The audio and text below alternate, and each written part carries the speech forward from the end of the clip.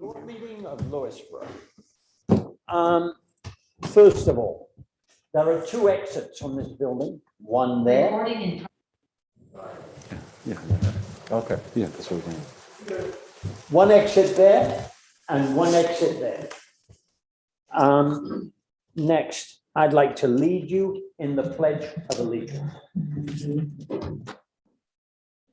I pledge allegiance to the flag of the United States of America and to the republic for which it stands, one nation, under God, indivisible, with liberty and justice for all.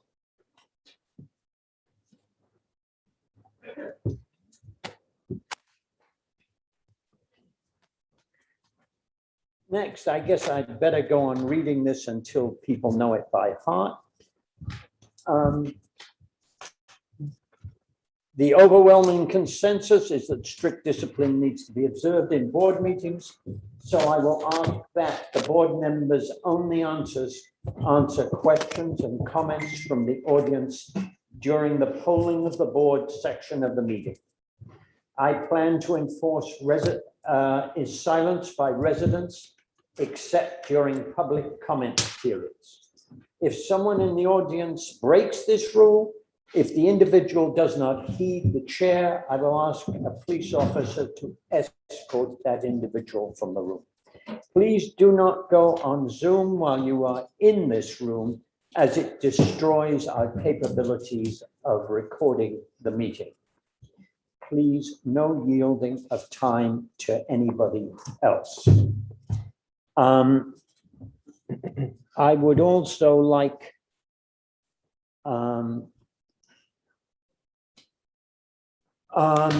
to point out that instead of having it's been suggested to me strongly that instead of having a public comment period at the beginning of the meeting, I have one at the end of the meeting when you have a better idea of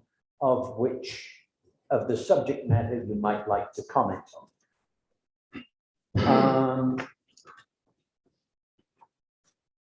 COVID. Last month, we had 35 cases in town. We now have 34. Pound Ridge had 3, they now have 9. Bedford had 35, they now have 19. North Salem had 3, they now have 4. Somers had 75, they now have 42.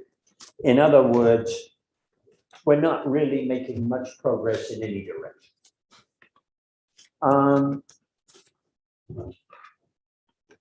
I would like to ask you to approve the minutes of the August 23rd meeting.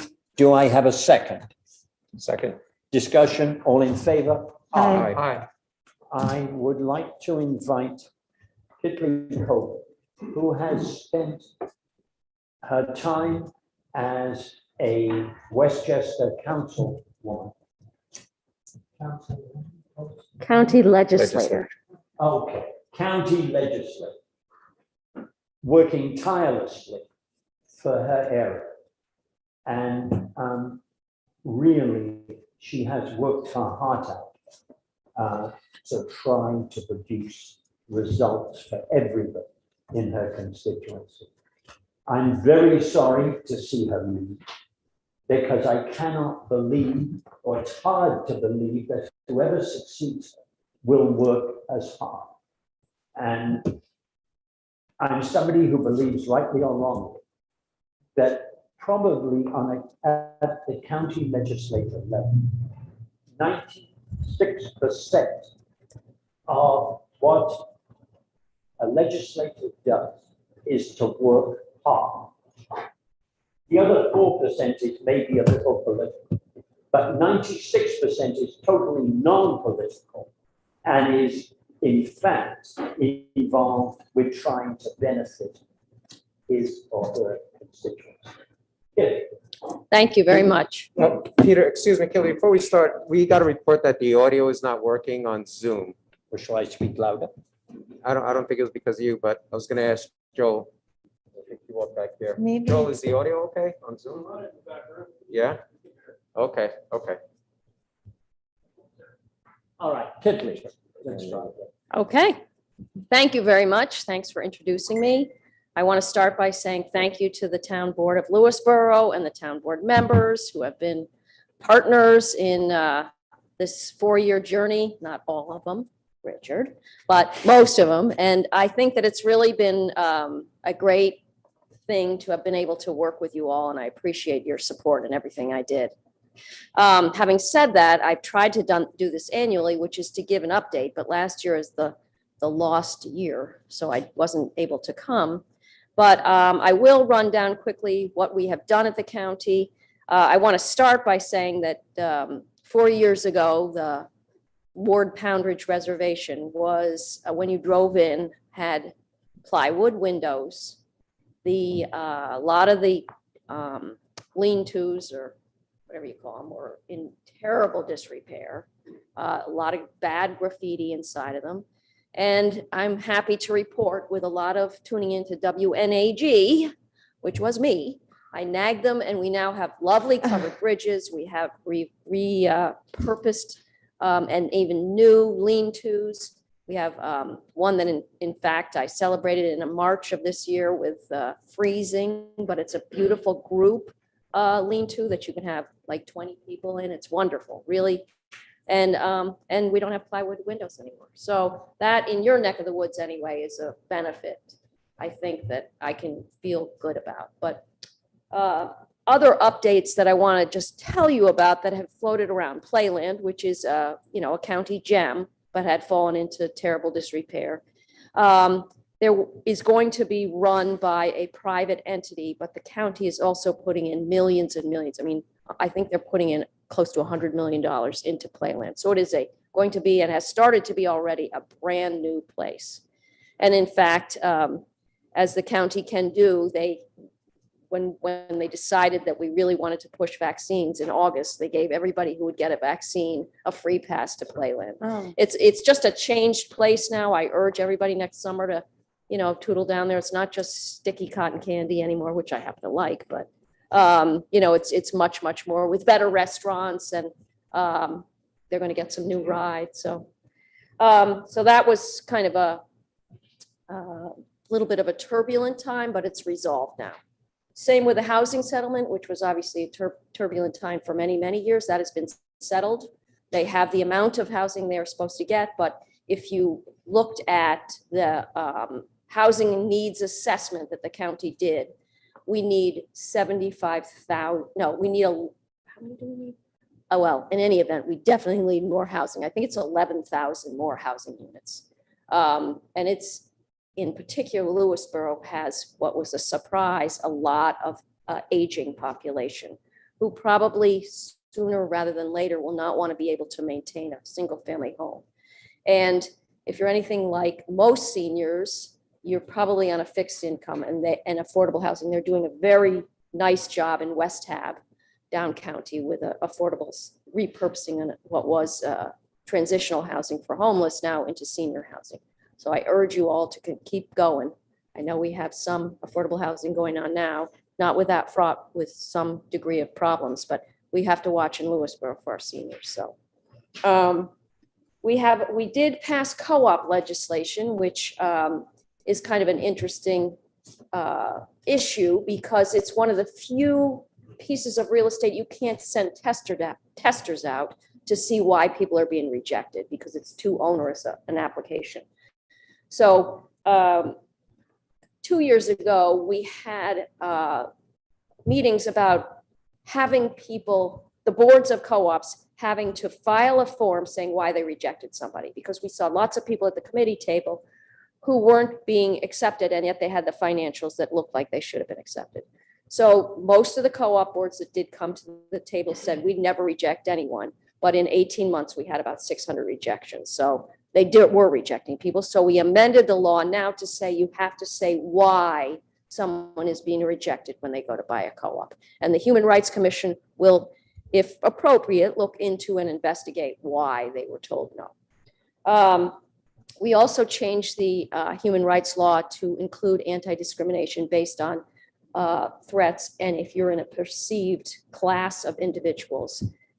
We had to make sure we were watching for the First Amendment, because that obviously could be a challenge, but this is when it's motivated by a discriminatory perception of who somebody is.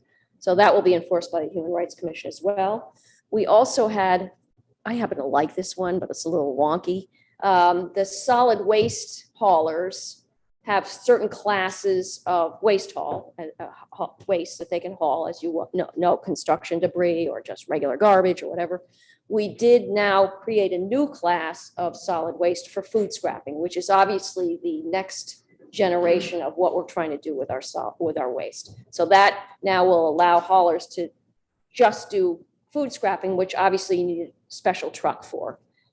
So that's, I think, a good thing. I'm going to mention Mirstead, although of course it doesn't really, it's a park that nobody knows about in Bedford. So it's not hugely relevant to the town of Lewisboro unless you want to take a really nice walk in some beautiful meadows. And there are very few meadows left in Westchester. So, but we've refurbished the house and we're on track to now start refurbishing the farmhouse. That does not mean, however, that the inside of Mirstead has been refurbished, but at least the outside envelope is being, the final touches are going on it now to make sure that there isn't more deterioration inside. We did create something this year, which is was a huge heavy lift because it's hugely going to be expensive and also something that has to be done. New York State Office of Legal Counsel said that legal aid could no longer be the administrator for 18B lawyers, which are the 18B lawyers are lawyers that show up either in family court or criminal court misdemeanors for folks who can't afford a lawyer. So we had to create a whole new Office of Legal Counsel that will be an independent body with a board of directors, but will be funded by Westchester County dollars. So that's kind of and we have to have that finished because we would otherwise be in conflict with what we are directed to do. And that is expected to start up sometime in 2022. There will be a new ethics code for county employees on the ballot in November. Usually you would not have to vote on a new ethics code, but because we have changed some of the appointment requirements for the Board of Ethics, that took some executive priority out and put it with the legislative branch. It has to be voted on. And I want to meet the folks who vote against a new ethics code. It should be a model. We worked on it for years to get it right, and I urge local folks to take a look at it. We did make an LGBTQ advisory board, which was greeted with much joy because I think that there was a feeling that there wasn't enough of a voice of those that grouping of people. There was just some sort of ad hoc group. So we did increase the veterans exemption so that the real estate, they were at 50,000, now they're at 75,000. We probably will increase the volunteer firefighter and volunteer ambulance corps folks exemption as well, but that's for another day. It's in the pipeline. One thing that we did hear loud and clear when we were going through the police reform requirements that everybody had to engage in was that mental health was particularly worrisome, and that any of us who have police officers as friends, they aren't necessarily trained to go to a mental health. Yes, they can get a burglar or a robbery, but mental health are a challenge. So the county took that now and has made a 5-point plan. I won't go through all the 5 points, but the ones that are particularly stand out to me is number one, all dispatchers now are going to be trained in mental health and how to discern whether this is a mental health call or a joint mental health call. For example, domestic violence can be a real challenge for a police officer, but it may also involve some mental health, particularly if it's, not a spouse, but say a child in the household. And then in addition, we only had one emergency crisis response team to cover the whole county, which was ridiculous. And they were down in Harrison from St. Vincent's. We are now going to have 8, and one of them will be based in Mount Kisco. So that One of them will be based where? in Mount Kisco, which is just so terrific because so many of these calls are such a challenge. And we know certainly down county, some of them had very bad results. So this will really help law enforcement and the residents. And one of the things that we are urging all municipalities to do is to have a form that is given out if you have an autistic adult or child in your home. Because a lot of times a response, they don't know what they're coming in for. And that form is filed with the police department so that they will know that there's somebody in the home who perhaps doesn't want to be touched or, you know, may not understand completely what's happening if police are there. So, but that kind of sums it up. I know you're wrapping up your cell tower, that at least the survey with the 7 towns, which was funded by the county. And I think that's about it. Any questions from anybody? I guess there's one thing I'd like to bring to your attention under cell towers. If this town is a very little bit of Mountain Lakes, and obviously a large part of Wolfgang Bridge.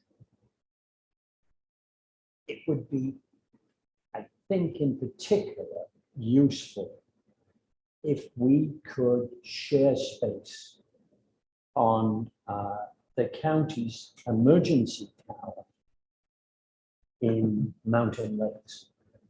It would also be very useful to North Salem. Yeah.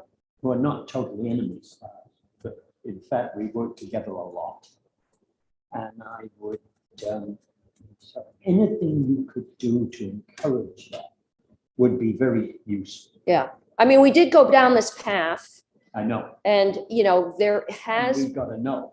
right. Well, we got a maybe is really what we got. And initially we got a no. Mm. And I believe that the last time I checked about the Mountain Lakes, that's the one that's way up, like it's a super site or Right. something, that there is the ability to consider making that pole higher by 30 feet. The problem is we have, yeah, I know it's already gigantic.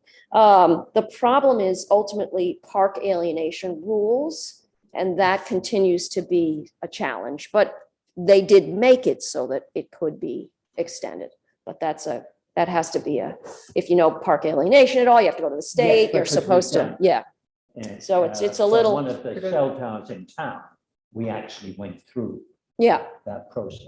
But if physically it's just going up, does this constitute additional alienation because, you know, you're hanging 2 other? well, I think it's generators? because it's private. It would be a private Because it's entity. private, Yeah, so not. yeah. So it's not, And there was, like, I know our tower here in the town park, you know, it was always anticipated that there would be other carriers.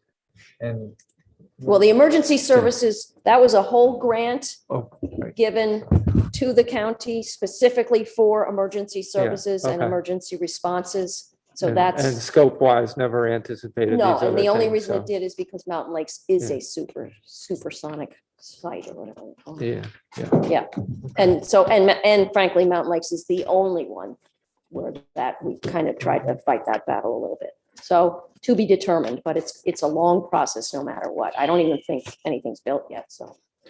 Anybody else? yeah, I'll just note about Sorry. the new class of waste and the organics, and it brings up again, like, you know, our relationship up here or non-relationship with the waste district.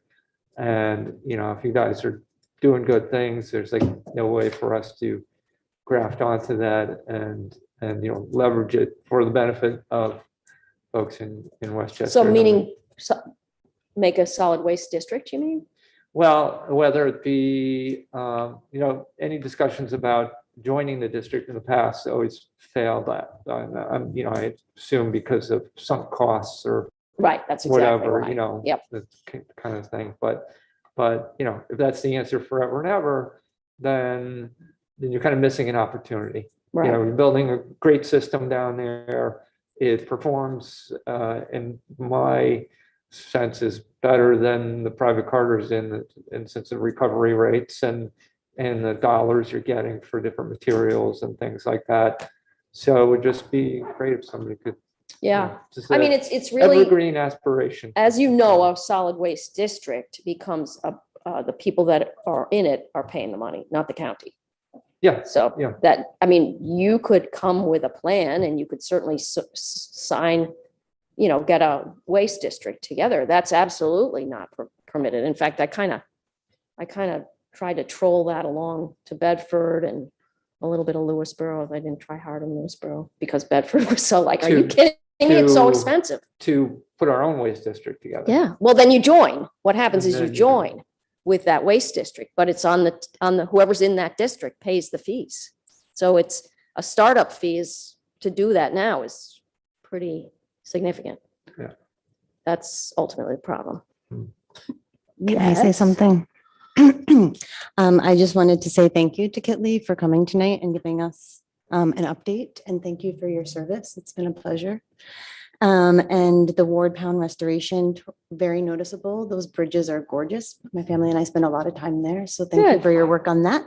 Good. And then everything you shared about Playland, I just wanted to also mention the new Pride mural there that they unveiled this year that the county board that you had mentioned worked on. And I also want to put in a brag for Rachel Simon, who was our Lewisboro Celebrates Pride organizer, who's on that LGBTQ plus advisory board for the county. So thank you. Good. Well, thank you very much. Anybody else? Yeah, just quickly, thank you, Kitley, for all of your service on behalf of the community over the past 4 years.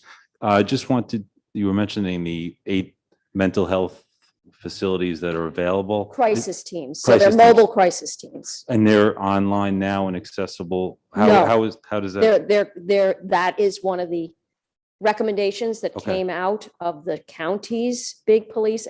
But they also did a survey of all the local police, and that was one of the top 5, if not top 3 Okay. things. So that is a slow. So that all of the dispatchers will be trained by mid-October.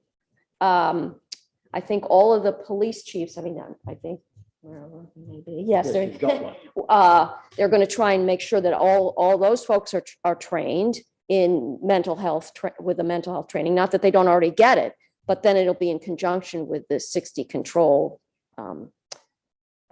training.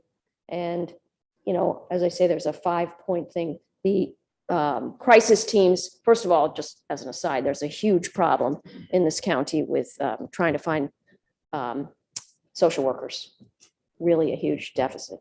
So that will take some time. They've got to hire folks. They've got to make, different, like Northern Westchester Hospital presumably will get that grant to put together that mobile crisis team, just like St. Vincent's did down in Harrison for the one that we've had for a number of years.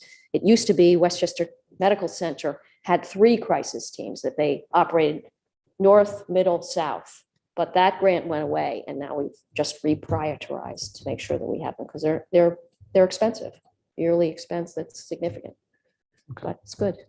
So the goal is to be accessible to law enforcement and to utilize. when- Absolutely right. Right. Yes, exactly. They will be. Okay. That's exactly not. They won't be. You won't call 60 control and say, "May I please have the emergency crisis team?" The 60 control will dispatch a police officer and the crisis team, just a police officer, just a crisis team, depending on what they're able to discern when they answer the phone. Thank you. Anyway, thank you very Thank you, much. Tiffany. Thank you, Thanks a Lily. lot. Thank you. Peter, John Lemke is here and he wants to say a few words. It's okay to. Where is he? John Lemke. Yes. I'm going to guess you're going to say a few words about tomorrow night. Oh, sorry. Just gonna pull it in. It's wireless.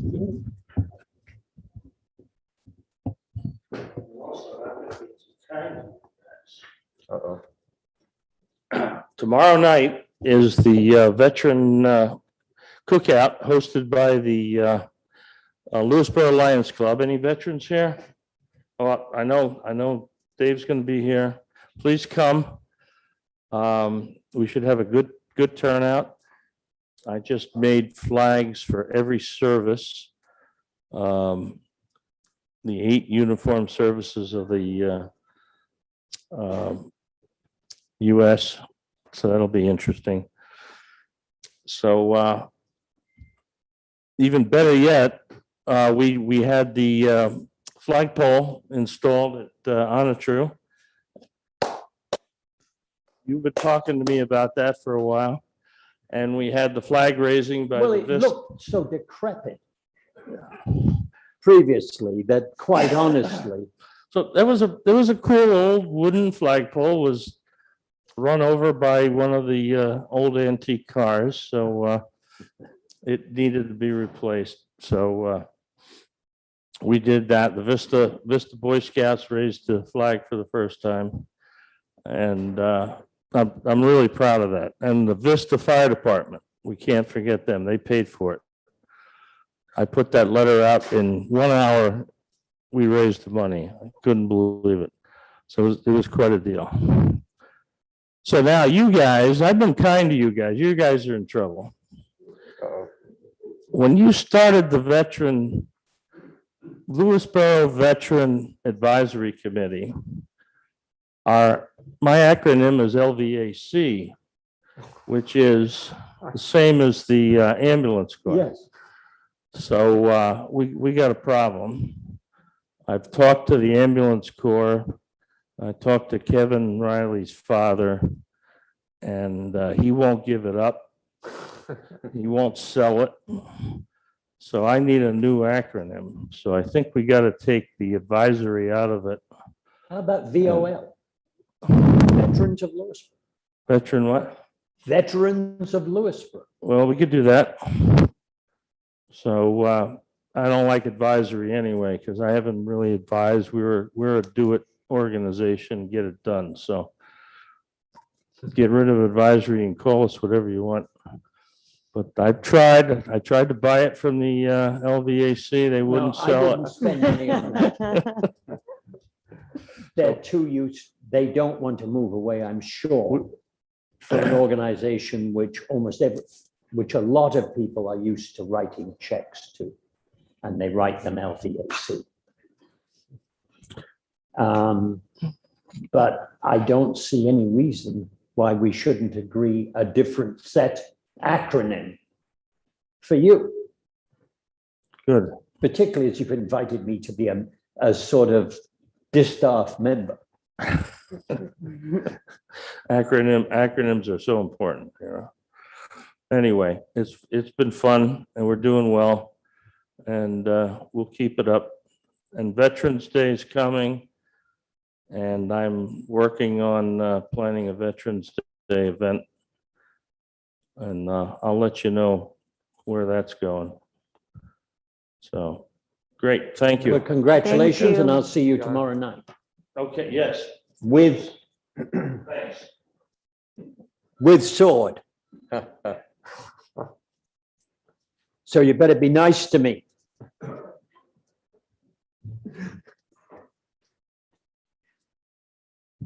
I'd like to propose a resolution to approve the use of Onatru Farm for the Meadow Pond Elementary School Parent Teacher Organization Halloween Spooktacular, and to waive fees for that event. Do I have a second? Second. Discussion. All in favor? Aye. Aye. I would like, there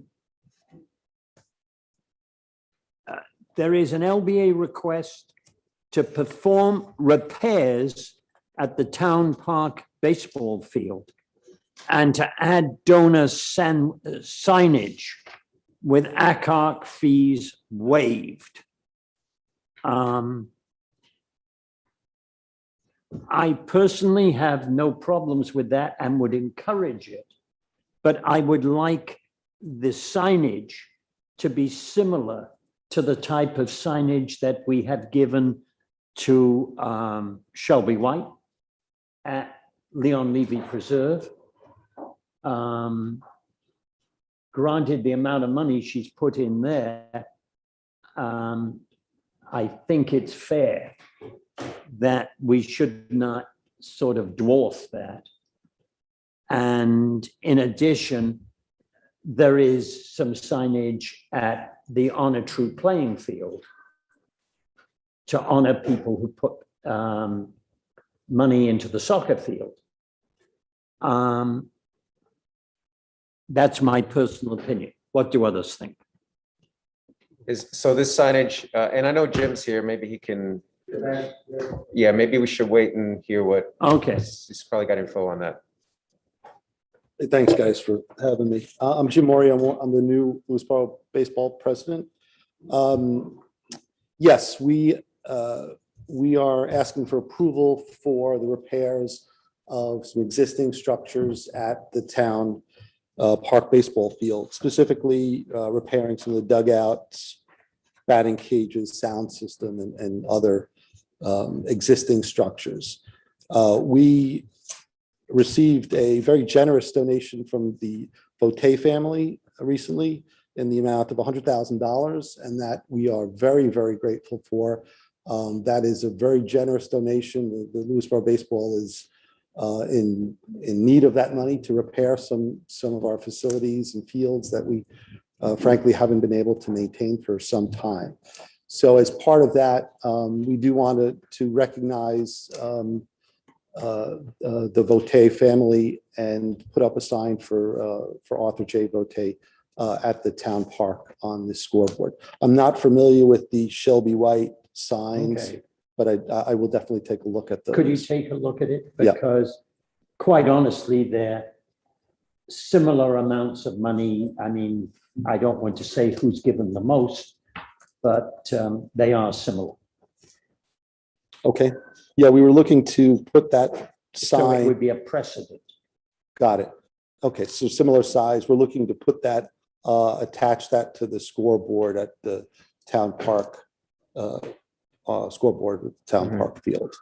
Is that what Al wants, or is that alive? The gentleman's name is Art or Arthur Ah, yes. Vote. No, he passed last That's what I thought. August. So this is his son?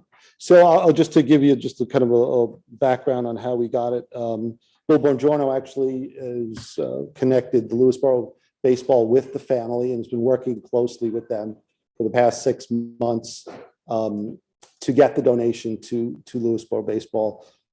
Bill's been involved in Lewisboro baseball as a head coach for many years, and he's going to be sort of the liaison to make sure that we're doing the repairs according to the family's wishes. So he's been working with the Mrs. Vote and their children as part of this Okay. process. That's it, really. Just thanks to Bill. I wanted to also thank my predecessors, Carmen and Saccone and Adam Jardina, who really was handing this over to me and been working for me previously. So that's it. I'll look at those signs and see do something similar. Because, all right, Thank you. thanks. The only, just a comment on the signs, the only thing I see as a difference is that this sign is going to be on the scoreboard, which is at a distance. And what I'm As compared to- suggesting is that it be a sign similar to the type of signage Right. we've used at Honor True and at Leon Levy. Right. Yeah, can I just ask what those similar signs are? So the Shelby White you mentioned is where?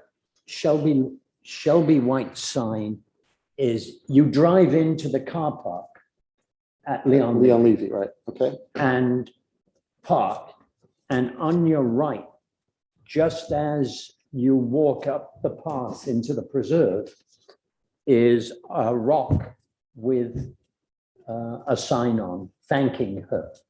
Okay. Then there's a slightly similar thing which you'd better ask Dana about Will do. over at Honor True and on the soccer field Okay. I'll ask or them. next to the soccer field. Can anybody help me on that? And on a true, I know which one you're talking about, but I don't recall exactly where it is. I've seen it. Yeah. Near the first field on the I left. forget whether it's the first on the It's- left or, yeah. It's Yeah. just an inch past the soccer field on your left On your left. as you drive in. Okay.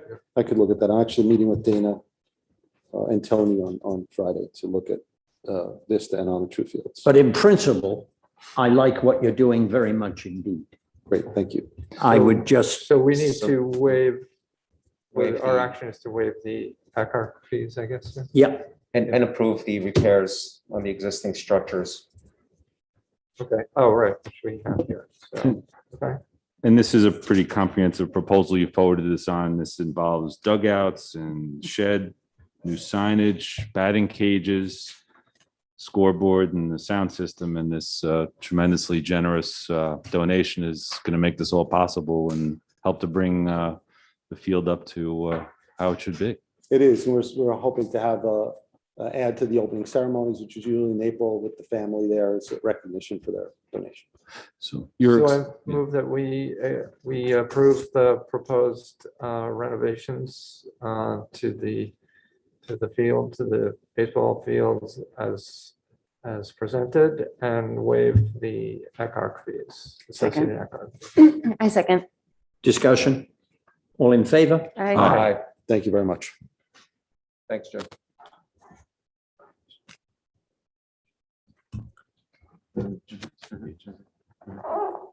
Peter?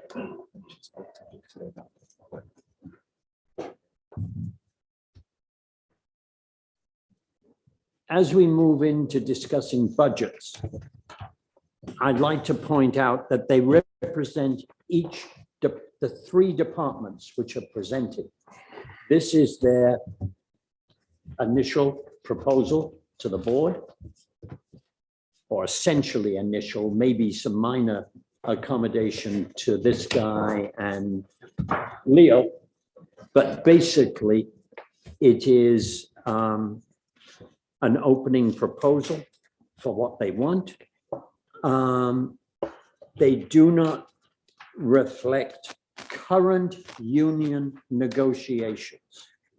So anything about pay is what we've done for the most part is to use this year's pay levels and put them down for next year because we really do not want to tip our hand in the negotiations with the unions.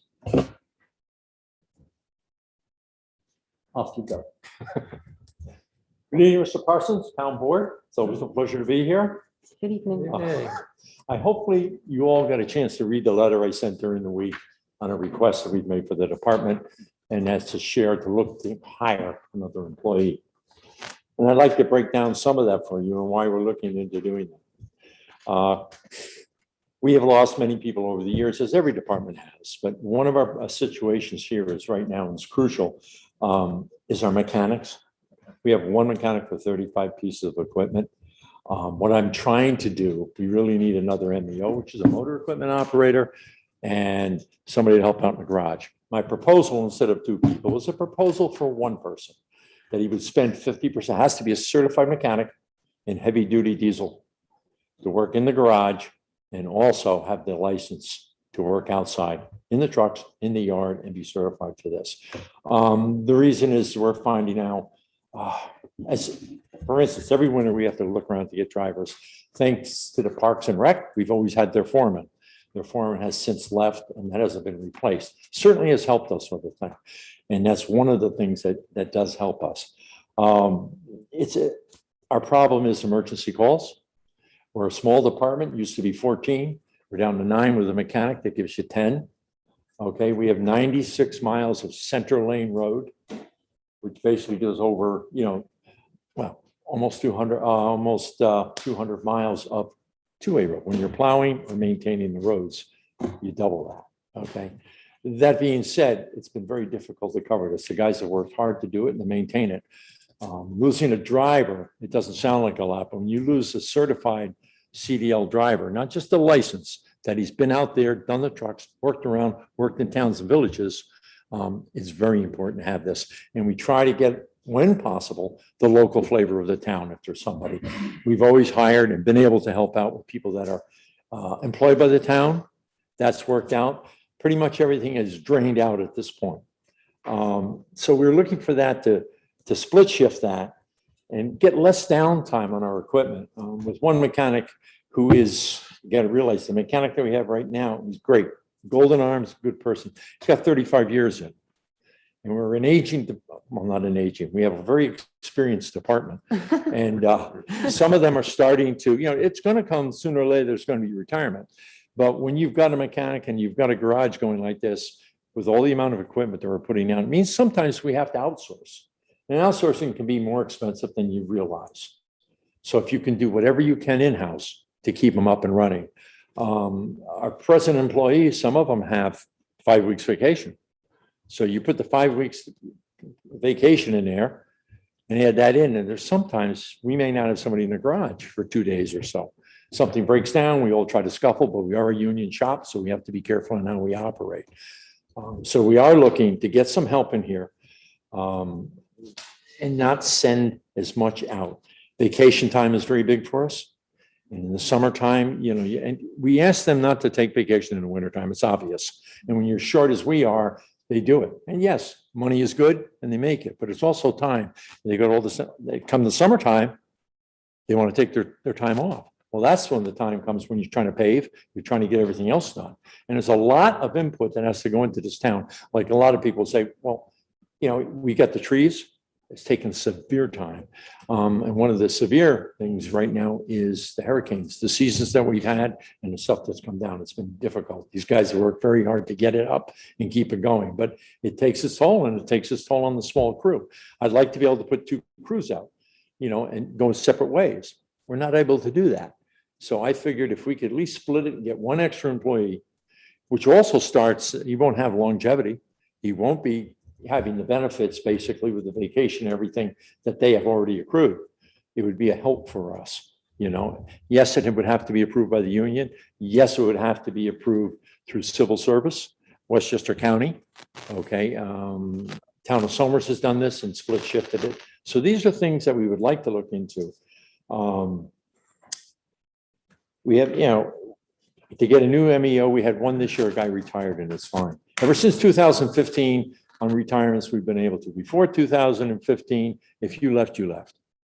Okay, so we are asking for this, not to make my job any easier, but it's really for the department because we really need that help. These guys are out all the time, as you say it, every storm. We filter our own soil, we do our own potholes, and pretty much on and on and on. And that's pretty much where I'm coming from with this, to split up a position. And I'd like to do that this year. We've asked many years, and I've been here 18, and we've asked many years, and it's not in the cards. And I'd like to put out for it to try to get in the cards, because I think it's time that this department, with this demands, as other departments have demands and needs, that we need to do this. I mean, there's sometimes a call come through 12 o'clock at night, 3 o'clock at night, and it's sometimes hard to get 2 people out because of the limited men that we have. They're very good. They'll come out and get them. Pretty much is where I'm coming from for this. And I think it's a better service. It's better for the town. Peter, I'm curious, have you looked at our neighbors like Pound Ridge and North Yes. Salem? Yeah, all 3 towns, all included. And I'll break that down for you. Town of North Salem is responsible, their highway department, for their cemeteries, their grounds and everything. They have about the same amount of crew we have, but less miles. Meaning less miles, I think they have 65 miles, what are called center lane miles. They do county roads in the wintertime, which are reimbursed for. Town of Somers, which is very close to us, they have 8, and they have 59 miles of road, roughly 59. And that's what they do. But they also, with us, it's our dirt roads. Our dirt roads eat up a lot of our manpower.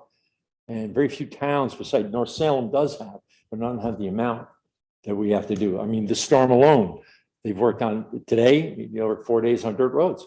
Financially and time-wise, these are things that we have to do. We like to have people like Bedford. Bedford has a crew that just does dirt roads. For that simple reason, because of the amount of time that it takes. They may be beautiful and the people love them, but they really take a lot. Today, we put down over 600 ton of item 4 on 12 route, and it's still more to come to getting the gutter lines back after the last storm. So this takes all your manpower pretty much. So that's what we're looking for. And that's the reason. And the towns are all up on the same. I think Pound Ridge was able to hire 1 this year. North Salem had 1 retire, so that position will be filled. but everybody is stretched out, and certainly everybody wants to put in for people. Like I say, I've tried. This is my main reason, because I think we have gotten, I mean, as I grew up in this town, and I look back and we had 13, 14 people in there, you know, and we've increased the amount of road, but we also increased the responsibilities that we have, you know, and now come this winter, hopefully Parks and Rec will hire somebody, won't have that. But if not, that means it goes on like another guy's run. Well, quite frankly, these runs are getting over 12, 14 miles a run. That's a lot when you're pushing the snow and trying to salt it down. So they do a good job. And listen, they love the overtime, as I've said, but there's only so many hours they're allowed on the road and what they can do. So other than that, the budget is pretty much like last year's. I'm sorry. Sorry, other than that, the budget is pretty much like last year's budget. You're saying that the, My budget pretty Big much, and we changes. were just commenting when we were doing it, you know, because last year we were asked to cut and we did, we cut quite a bit back, as you know. yes. When I approached the budget this year, the two things beside the employee that stood out, and we can address it here, and we've talked about it. We have the, if I may, I'll start into it before going line to line. We have the environmental, the mulch line, meaning the wood that has to be chipped up and taken away. We've been fortunate that we've had a vendor that has taken it away for nothing, cleaned it up and done it. But at this moment, that's being addressed to see if a contract is available or we can do it. That being said, I have to put in the budget this year the idea that we may not have because of the restrictions. So in the budget, I've allowed $55,000 for mulch removal. Now, right now up there, you've got close to 45,000 worth of cubic yards. So you're looking at 35, 40,000 sitting up in that yard right now that normally the contractor will take and it'll be gone and we don't bother with it. But if we have to start paying for it, I've got to have it in a budget because it's pretty full up there as it is now. And we got to get it out of here. And I don't want it chipped. I'm not looking for that. The agreement we have with the other past vendor is he cut it all down, chipped it, and in the process of removing it. And that was it. Now, there's been, situations where the town has felt at this point, we've got to look into other ways of doing it. So that's okay. We can continue to look in other ways. Maybe there's another way beside another person wants to do it for free and do this. And this individual we've had has worked hard for us. But I know Richard Sclaren and Tony have been working on this and hopefully we'll come up with something. But at the moment, I have to put it in the budget. So choose if we do get a person that'll remove it again for us and take it away, and that comes out of the budget. And it goes by. What was the other thing that went up on basically, the debris removal and the mulch. Peter, a couple of things. Sure. If we're going to put more money or more personnel against equipment repair and vehicle repair, why I would have expected the 2022 budget line for that, Say flat. no, to go down. We don't know if we're getting the employee, do Yeah, but as a coherent whole, we? As a coherent whole, there will be a savings. if you're going to get that, if you're going to get the employee, then that figure should As go I said to you down in order to help pay for the Of employee. course, but I also said to you in our first meeting when we had it, that we may be looking at 25,000 savings. We won't know until we get into the program. You're not gonna save 100,000. Certainly, you wanna cut 20 out of it, you cut 20 out of it. But I'm not gonna go any higher than that at this moment because we don't know. Okay, I mean, I can't, Peter. I'd be ludicrous to do that. we've got to assume that if we have an additional mechanic, there will 50%, be yeah, half one, right. savings. There will be a savings, but there'll also And be a those savings. savings have to be put into the budget in order to pay. Okay, for but here's the mechanic. thing. I cannot generate the complete savings of that. Can't happen.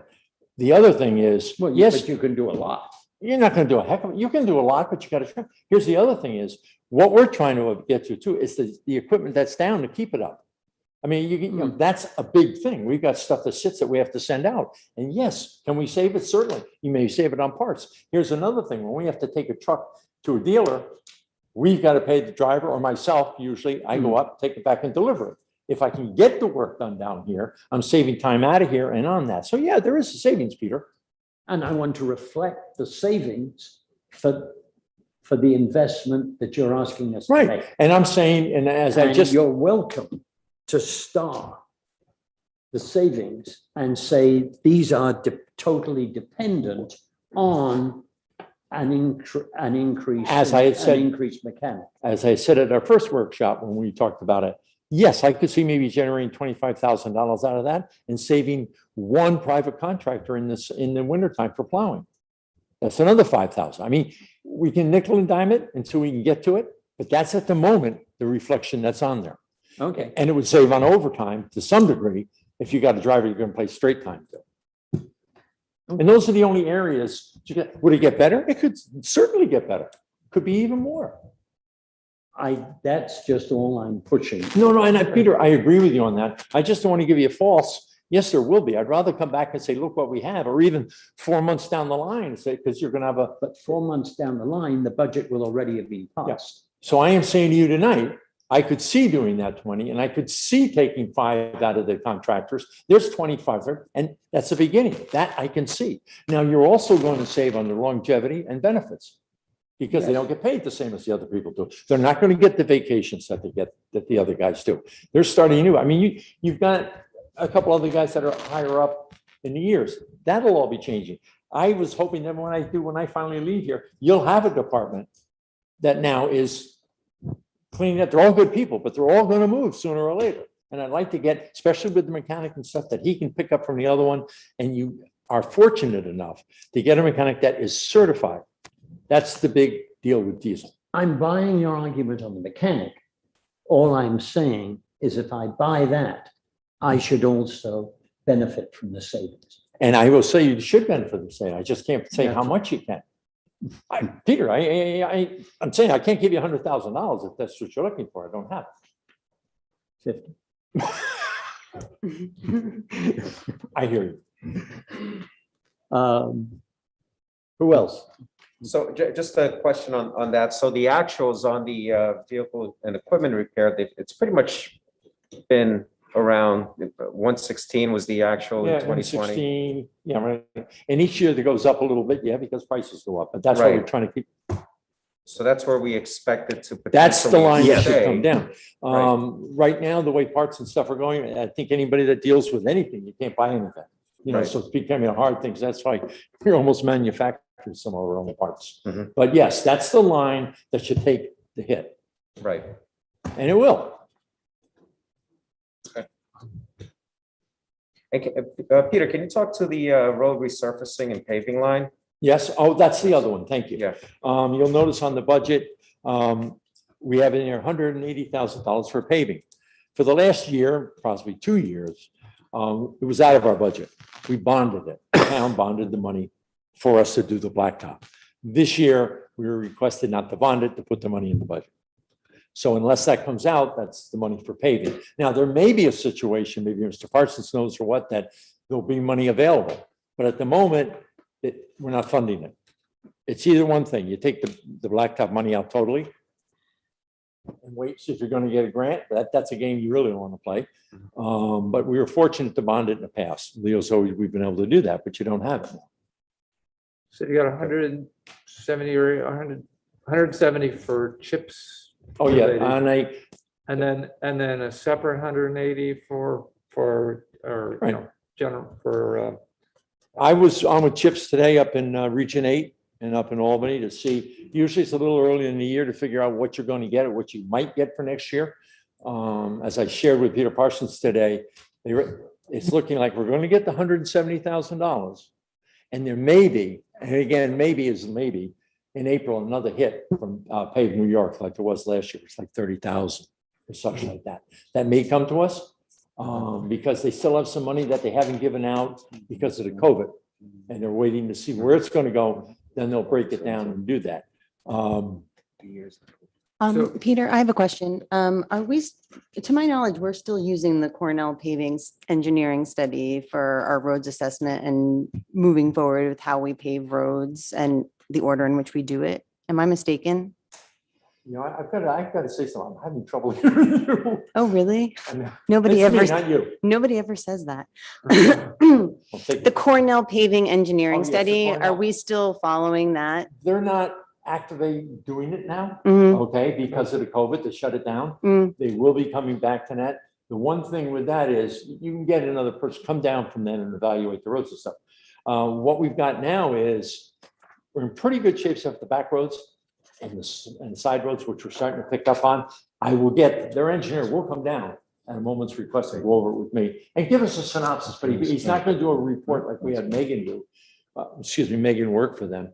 And she spent 5 weeks, 6 weeks with, what, 8 years ago, something like that.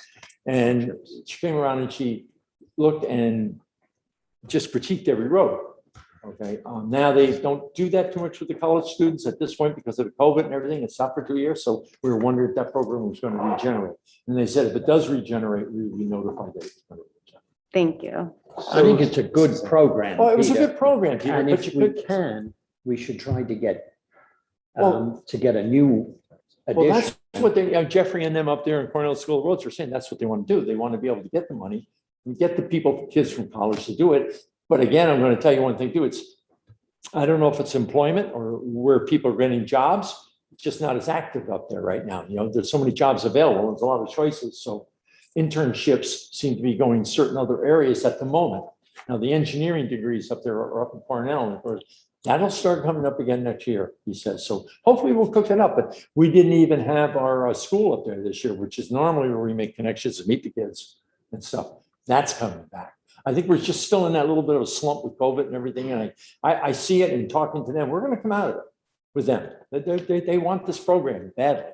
Okay, so the assessment is a huge piece of it, and then obviously execution is the other half. And, you know, the unique thing about their approach to things was, say, to go and do certain things earlier on work that you've done, say, 5 years ago with a skim code or some other micro code in order to get the Extend best its bang life. for your buck. And as you know, you have to start good to get it. Main Street out here was sealed 6-7 years ago, just sealed. Right. And that's held up. That road needs to get a coat and be done with it. Pound Ridge got into microing this year and stuff. Next year, the new program in micro now is instead of just, micro is basically just, what they do is they put a coating down, blacktop, they mix it with sand, they mix it, Michelle Estates has it, a couple of the roads around here have it. According to the vendors now, what they're starting to like, even a little better is, which would do good to some lake communities, is we use what is called a 12.5 mix, which has got a polyethylene base in it. Okay, it's elastic, it lasts longer on the roads, very flexible, especially with older roads.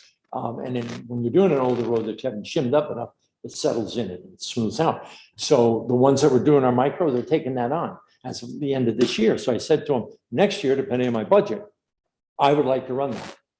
Put an inch down instead of putting an inch and a half and 2 inches of blacktop, because it is blacktop, 12.5 is. And that's what we use on the main roads. So I think we're seeing new technology coming again, even since COVID's been. Okay, so it's been open. We will be doing some of that. And this year we get locked into a lot of paving, which hasn't started until tomorrow. Some of the roads like Oskalita and the interconnecting roads are really trashed. But I think next year you're going to see more of that. Definitely, I can spread it, the dollars, depending on what we get, a lot further. And then the other thing we haven't seen in years is the cold in place. Cold in place is good, but I think this is going to supersede that. Okay, this and the micro. Cold in place, it's just like, how can I say it? If you want to do cold in place or you want to generate in place, in other words, rip it. Right. And come in, it's very expensive. I mean, they did it down at 121 down by John Jay about 7 years ago. That's extremely expensive. And you got to be careful of the roads you got, because depending, a lot of the town of Lewisboro roads are old rock based. You know, they basically, I hate to say it, I grew up here, but they were like cow pastures. You know, we followed the road and we blocked them. So there's a lot of rock. It hasn't got a sub base like new roads. You get a sub base. it's got a rock base. So when they start grinding it and hit those rocks, it causes a lot of, Was cold in place what we did on Wakeman, which was a disaster? that was a disaster. Yeah, Yes, and that was done But by, was that that was a cold in disaster, place which we or got not? money back on. But yeah, it was a disaster for the simple reason is it wasn't at the right temperature and it didn't hold. I think the mix was bad. That's why we went after the vendor on that. But I wouldn't do that again. It would never dried.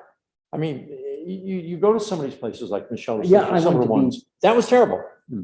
You know, and we got It's money also back on next that, door and to me, replaced it. that's why I noticed. Yeah, no, it was horrendous. And that's why I never did it again. And we got reimbursed, but I would not do that again. I'd rather wait to get a decent product to do it. You know, would I like to say we can go down all the roads with an inch, 12.5 and be done with it? Be nice, but I think as we come out this year with some of those main roads being done, and we've been doing them in sections. Mountain Rill Road last year, half of it. Okay, the worst half. Now, this year, the other half will be done. So what we're trying to do, and we have to, is cut out sections.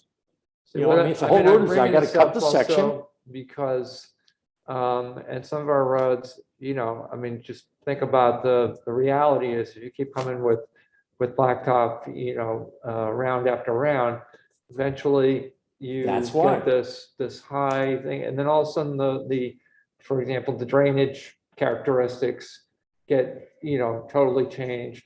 And in addition for bikes and pedestrian, you've got this drop off like this, and, you know, Yeah, so, well, what has happened in the past, because of this 12.5 and some of these nice ones, you put down an inch overlay instead of a 2-inch overlay, you know, Yeah. it certainly makes a world of difference on, it, you know, and you can do that once or twice, but you gotta realize the roads, these roads here especially, have a tendency, depending where you're going, to settle out. well, right, if And you know they're, if they've that, so then you buckled want and to all get a that, skin then coat to go over the yeah. top of it and be able to maintain it.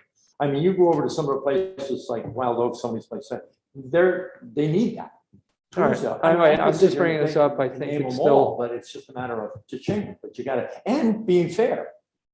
You know, this year we were in here, the year before, and you gotta move around as much as possible. It's not fair to go to one side, and you gotta take the worst of the worst when you can with whatever money you have, because you look at a mile of road, you know, it costs you 120,000, 130,000 blacktop. And so you want to come across ideas. Like my guys will go out there and shim the road. So we don't have to pay to have it shim, which is basically we'll take a loader and we'll take our own product at the other part of our budget and we'll lay that down. So when the contractor comes in, he doesn't have to fill in his expensive shot on that. And that's how we try to make it go when we can in doing that. We'll be doing that over one of the local roads just about 2 weeks, because these are things that you have to do to try to stretch it. And it's, and Peter and you guys have been very cooperative over the money in the past years, but you know how far it goes and we have to make it go. Peter, one thing I'd like to congratulate you and the entire highway department on is Shady Lane, where we had a mini disaster during Ida, where we had a culvert where the pipe New just, culvert, too. what? And a fairly new culvert. Where the pipe just came up and ruined the road. And you managed to get together with Duff Price, And we did the labor. and you provided the labor and the machinery, and he provided his expertise and muscle. And, He has the right machine. and you guys, between you, managed to fix that road for apparently, I have a tough time believing this, $3,440. That was the cost of his. And then we had the stone to go in with it. So roughly $5,000, but an outside contractor to do that, you're looking at 2025. But the Well water, done. that last storm we had, that Ida, I got to tell you, that wiped out their Deer Run Road and a couple of it, just took out head walls, gone. You know, that the power of the water was unbelievable. And we've been, doing the basins and all that, but the biggest problem is comes down 8 minutes, Okay. But in general, There's going to be more of that. oh, I'm afraid so, Peter. I mean, and that's one of our biggest problems is because, it's the change of the environment and all that. All right, any other questions for Peter? Because otherwise I'd like to move on to police. Yeah, just a couple. Thank you, Peter. So the current total staff is 10, 9 plus 1. How, and at one time it was 14. How long has it been at the existing 10? just before 2006, 2005 is when we had 3 people retire and they weren't replaced. Okay, and I didn't get to hire anybody until 2007 on a retiree only. So we only had like 3 people retire. You're going to be coming across eventually some sort of retirement. And union contracts and everything, I think we're going to see, it's possible we'll get one more next year. Even this year, we had trouble getting summer help. I mean, we got it, but it was hard to get it. My sense is that snow removal operations in recent years have really improved, and doing well the last number of years. I mean, that's my sense driving around town. And I know that's just my sense. So what do you attribute that to in recent Why do we years? contribute? What do you got? Trying to get our equipment up the way it is. You know, the town has bought some new equipment, okay? We're not band-aiding it, but what it is the newer equipment, it costs a fortune. There's no doubt about it. But all the new equipment, the salters and stuff on the newer trucks, you see the stainless trucks, everything is digital. Everything is run. I locked that computer, okay? When I set it, before it was manual. Driver turns it, he hits it and he goes. And he gets to an intersection and he can hit, the speed and whack it. Can do a little bit of that with it. But this computer, once it's set, it's going to do just so much a lane mile. Okay. Can be overrid, but it's got to come in with the key and be overrid. So what it does is it keeps everybody smart and safe. Now, do we find sometimes that there's areas, because it's all speed generated, the new trucks are by speed. So the faster he goes, she adjusts down. The slower she goes, it adjusts. The older trucks you see on the road don't have that. So if he is going at a slow rate of speed or a fast rate of speed, the faster he goes, he's throwing it out. The computer is not in on the older trucks. That is a great savings in a great way. We're putting down the salt now a little different, But the newer trucks certainly do. We're waiting for a couple small trucks that are overdue by about 8 months because you can't get trucks. We're going to try out a new situation, and I think if it works, I think we're all going to be happy with it. And that is taking smaller truck, what we call the Ford 550s, which do most of the work around here. What we're doing with that is we're getting 2 of them rigged with salters, built-in salters with the computers. Where that can be helpful, we're going to try it out in the lake community. We're having trouble in the lake communities with the size of the trucks getting around in turnarounds. So a little truck would be able to do that around here, around the lake areas, and be able to refill up and come right out again. So we're trying different technology, but it's hard when you just buy so much and you do it. And Mark is so good. He's got golden arms. He's fixing everything. So, and we want to stay ahead of it. I just want to stay ahead of the curve a little bit that we've got it now. The salt prices went crazy this year. Okay. Now you notice our budget stayed pretty well in line. And that was pretty much last year when winter ended. I had a couple of dollars. I spoke to Peter and to Leo, and we bought up salt and put it in the salt bin. So starting off this year, I've got a nice start. Okay. Hooray. That's good news. Excuse me? That's good news. Yeah, and it is because it's not going to go bad on you. Right. But I'll give you an idea. Salt went up. I mean, you're figuring it was 56 and change a ton. Okay. So it just went up. Normally it'll stay $1 to $16.70 a ton. And this is by state bid, and this is Atlantic Salt. Morton Salt just got bought out, so it's going to be interesting. So I'm happy we have that, and we still have our same budget as we had last year. So if things go right, I'll be able to still, under the same amount of money, even though it's gone up, to replenish. And if Mother Nature doesn't kill us, she's been pretty good at that lately. And that's where we basically are with that. And even our the sand that we have and everything we're seeing working out pretty well. Thank you. Thanks. I have just one more question on the getting back to the chips. You had 170,000 in the 2021 budget, but the actual is 31,000 and change. What, in the salt line? No, the chips, Chips line. the chips line.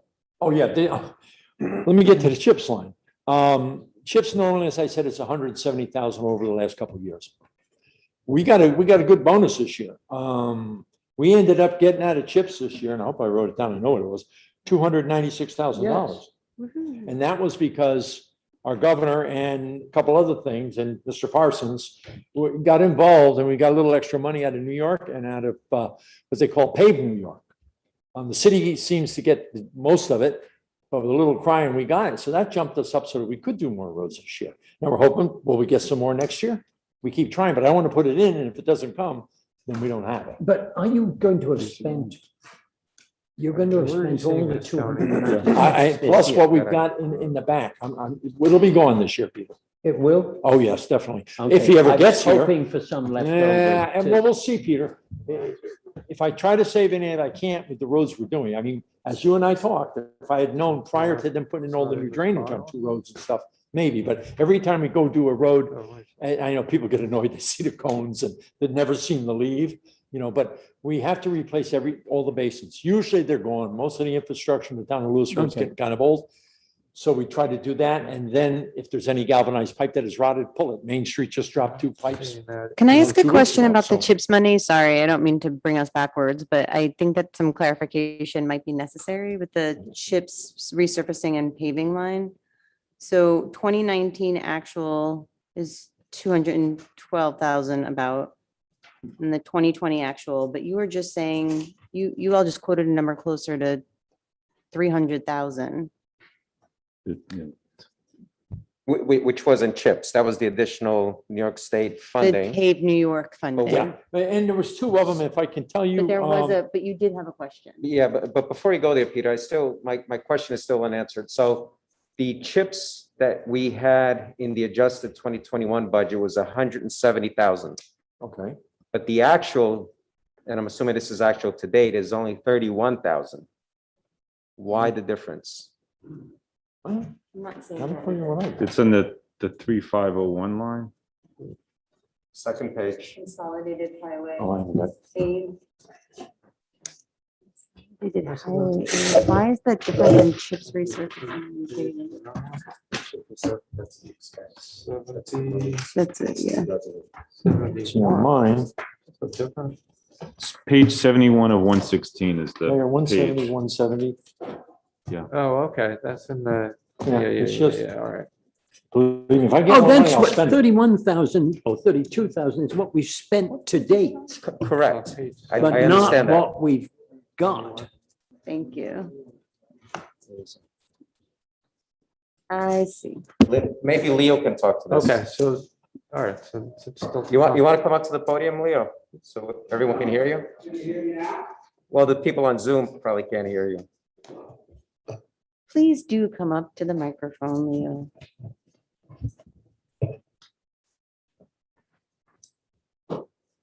There is a figure in these tables, which is confusing if you're not used to it. Right. 2021 actual means what has been spent as of today. Correct. Yeah, I understand that. thank you. CHIPS is a reimbursement program. Mhm. You have to spend before you get the money. Mm. Okay. There's a time delay. So you do the work, you collect all the documentation, you submit it to CHIPS, they do all of their work, and then they send the money. Got it. The lion's share, if not all of the money, will come by December. So you're looking at a time delay. So Got it. the- Okay. The 31 is what we've been reimbursed thus far. 31 is what we've been reimbursed thus far, but I need to clarify if the 31 pertain to a prior year payment. Hmm. And the 31 may have come subsequent to auditing the statements for 20. So the money was booked in It 21. may be a catch up from the prior fiscal year as far as the 31 payment. Okay. Right. Okay. Okay. So- That answers it. So we're on track that either in end of 21 or sometime in 22, it'll balance out for approximately the 170. Yeah. Well, I actually think, I think it'll be more. It'll be more. Okay. All right. Thank you. Thank you. Okey-doke. And so the additional state funding that Peter mentioned, the 296, that's not reflected in No, here Not yet. not yet. Okay. All time, like he says, so we get the work done, they Right, get That's it. a reimbursable. And they only do it 3 times a year, so to Mhm. speak. So if you miss it, you gotta wait. Right. But it Okay. did come. It's a wash, or should be. Right. Thank you. No, thank you. I appreciate your time. Chief. There's one thing I'd like to say as an introduction to Dave, because he may not, he's a bit modest. we had earlier on police department reform and reinvention plan, which I think several people in this room were part of, Andrea, Rich, myself, and Dave.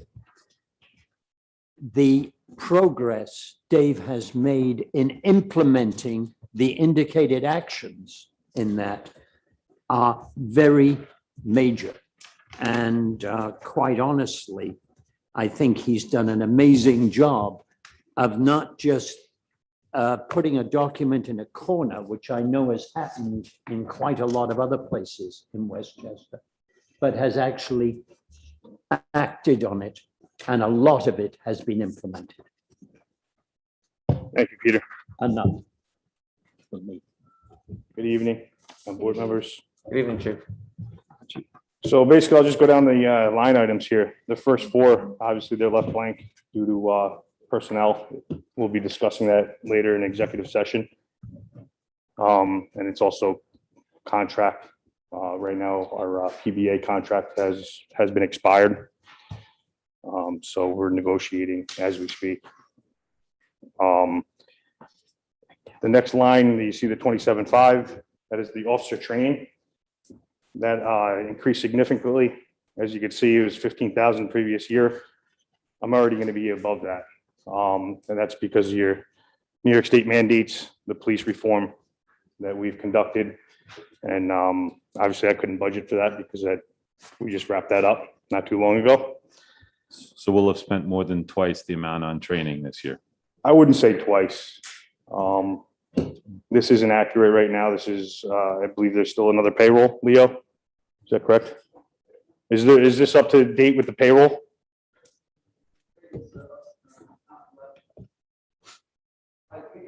Okay. Okay.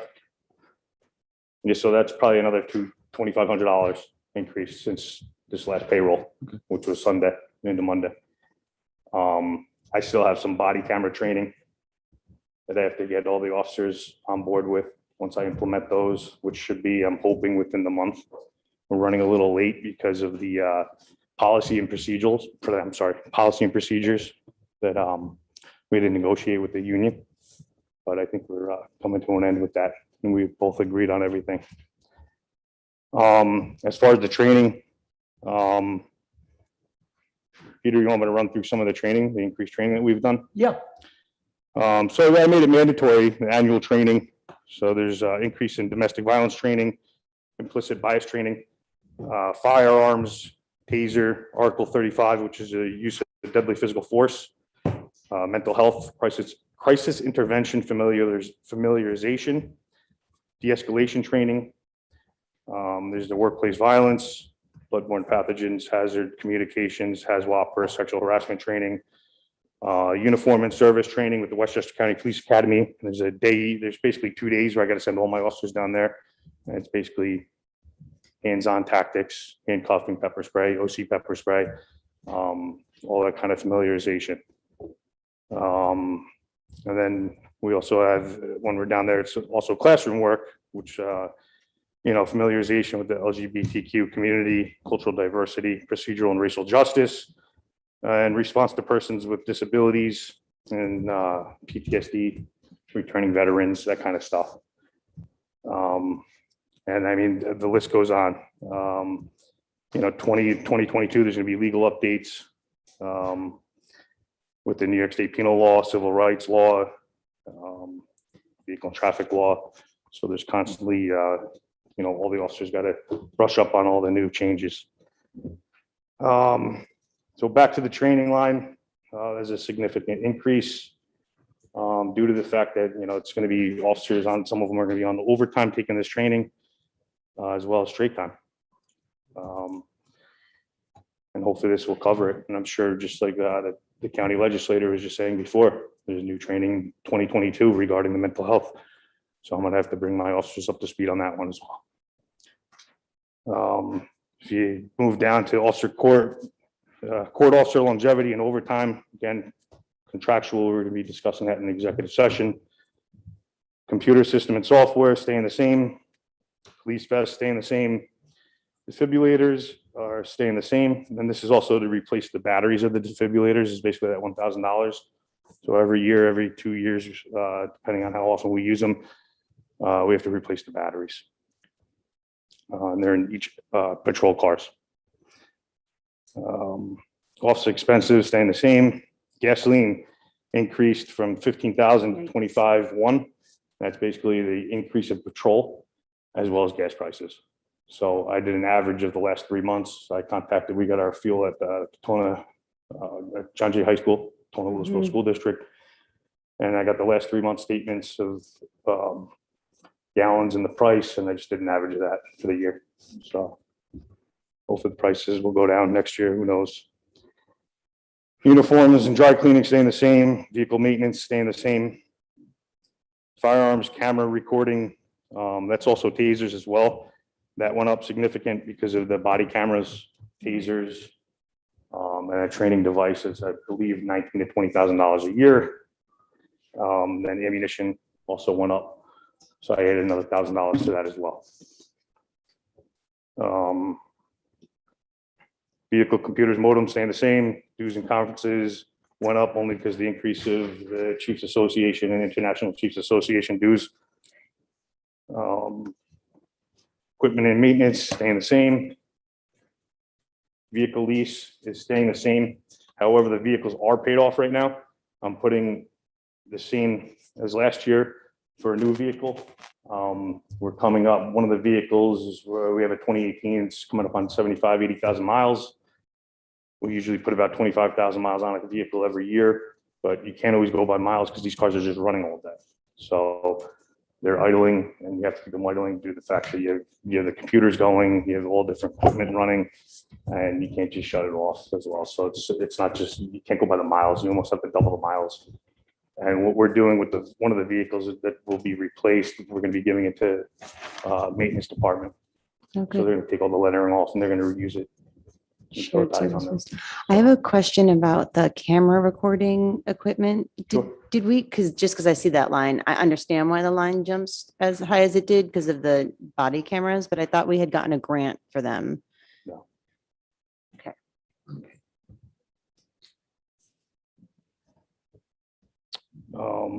LES rent stays in the same, copier lease, and the phone call recorder staying the same.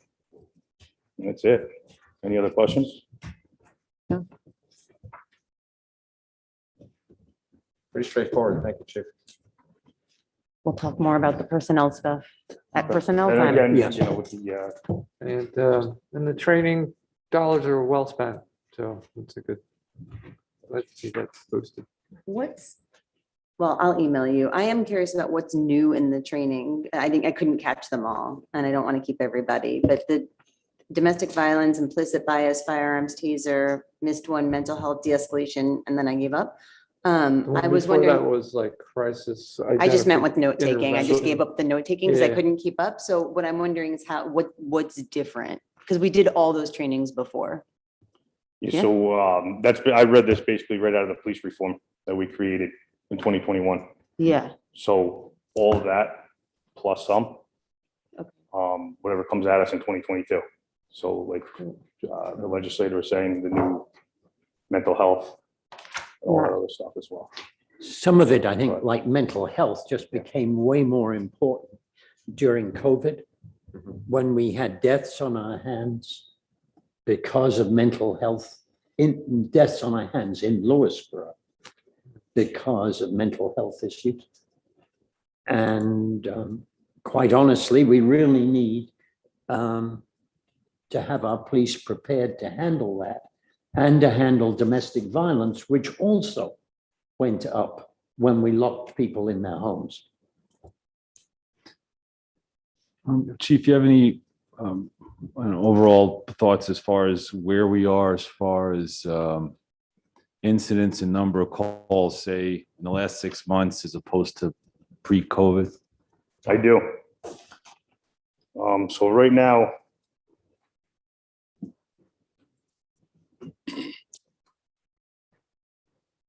as of 2021 of today, we're up to 1,464 calls to service. If you look back, I'm sorry, that's 2020, 1,464. As of this year, we are up to 1,543.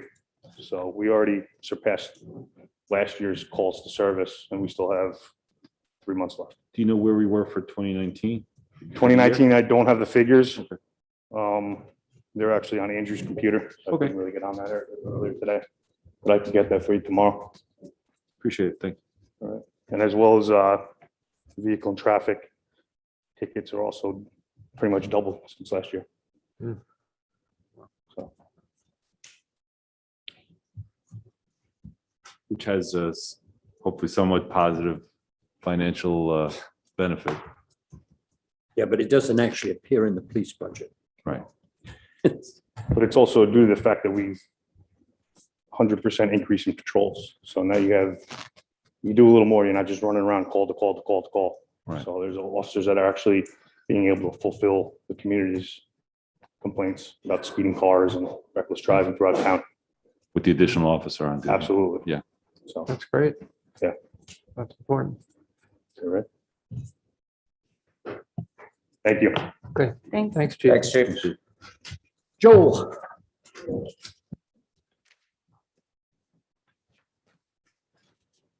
Peter, if you want to be on your way to the depths of Pennsylvania, you can be, you know.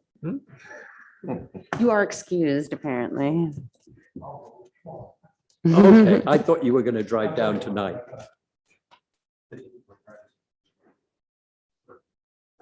There is a car show, which Peter gave up going to today in order to be in this meeting. Sorry. Oh, no, and we're blocked. Good evening. Good Good evening, evening, Joel. We start with maintenance. It's in I the think it's agenda page packet. one of your group. Yeah, was it in the, You didn't get maintenance? I don't have maintenance either. Wasn't distributed. Because I know it quite well. I can give one to you. Thanks, Oh, you got Joel. more? And all of these are outside also, in case anyone, and here also on this side. I'm gathering that I may be the only person who's seen this. I think I have that. Yeah, That's the one I have. and one more, please. Thank you. Actually, Sue Sticker. I will admit that this is the first time I'm seeing this. I'm sorry, I thought I'd sent it to you all. All right.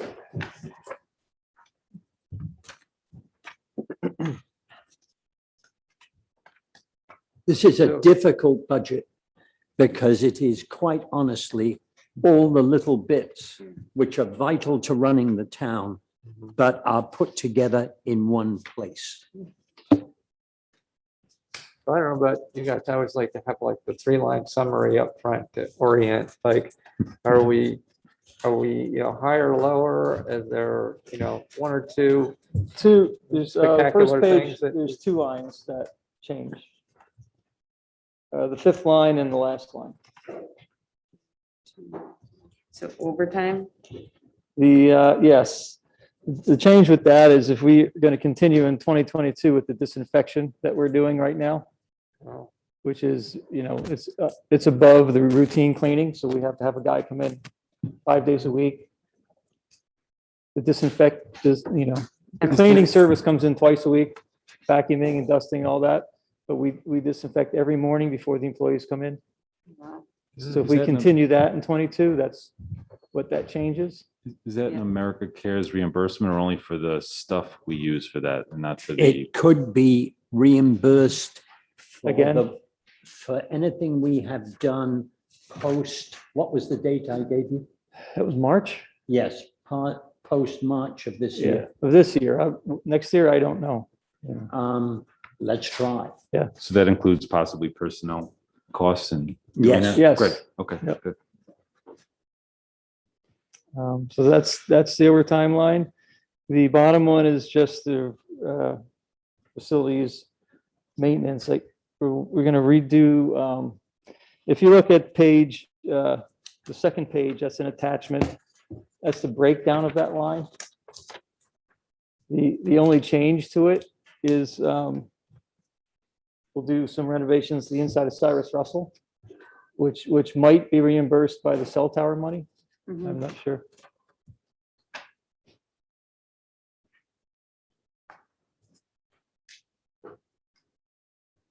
But besides that, it stays the same. But that gives a pretty detailed breakdown of each building. Of what, Onitru gets the lion's share next year of renovations. What's planned for Cyrus Russell by way of the interior upgrades you're talking about? Floor, kitchen cabinets, probably a stove. And I'm not too sure about the bathroom fixtures yet. I know the toilets are newer, but the sinks, we'll look at that. And the outside gets painted next year too. And the deck gets fixed.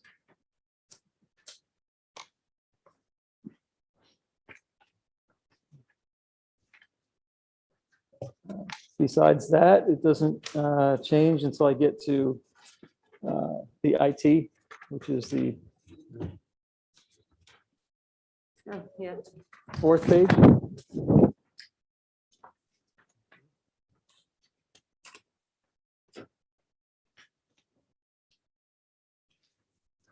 I think your copy might have some notes over to the right.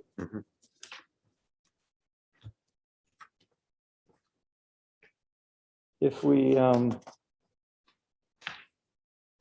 we'll be paying one of the other guys to do most of the meetings and videotaping, and there's a lot of room set up and all that I won't be doing a lot of next year. So you'll have to pay someone to do it. And if we do this with the planning board, it's $2,600 a year. If you do a combined Zoom and live, because they'll need a maintenance guy there to set up for them. Right now, they're back to Zoom. So, and if they're only live, then that's fine. But if they do the hybrid, then they have to have a person there to operate it. So the 2,600 is if they go hybrid. Yeah, that's Money 12 costs meetings. money. It's about 12 meetings for what those guys get paid.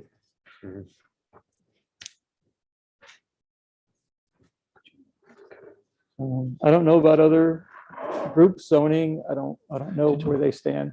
I don't know.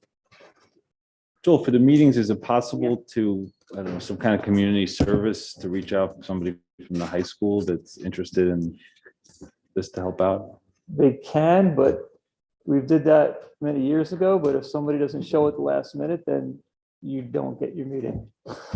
This seems like a high We pressure situation used to right do that with now the old for- camera equipment, and No. if somebody didn't come, then that was it. You're not getting filmed, or somebody's not operating this piece of equipment, or your chairs aren't getting moved. So that's why it's, you can always bring them in to help, but you can't have 100%. I see Yeah. the license fee kicks up a little bit. Is that signaling that? Yes, the license start of fees some- go up. They're gonna probably go up every year. We have to get into fish training, a lot of security training for employees, anti-phishing and all that kind of stuff we have to get into. And there's outside companies that do that stuff.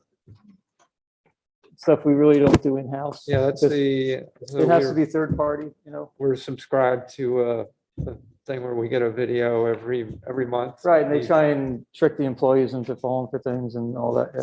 Because the state auditors like to see that, and they don't want it all done in-house, like policing ourselves. No, So this has to be third party.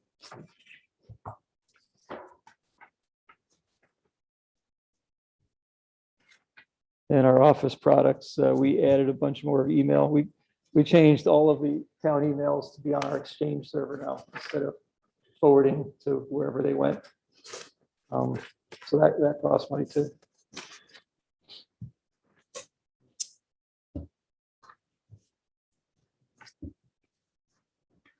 Then I just do streetlights, which don't change.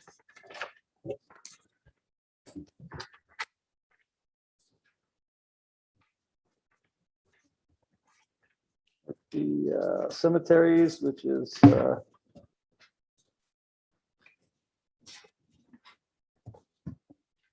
Got the 9th page in.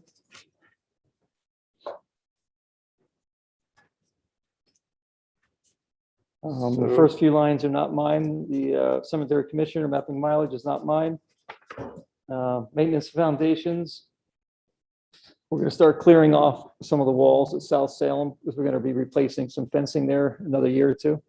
It looks like the street lights, if you could take a couple thousand off of that at this point, You know, I would, but it, for some reason, We predicted that.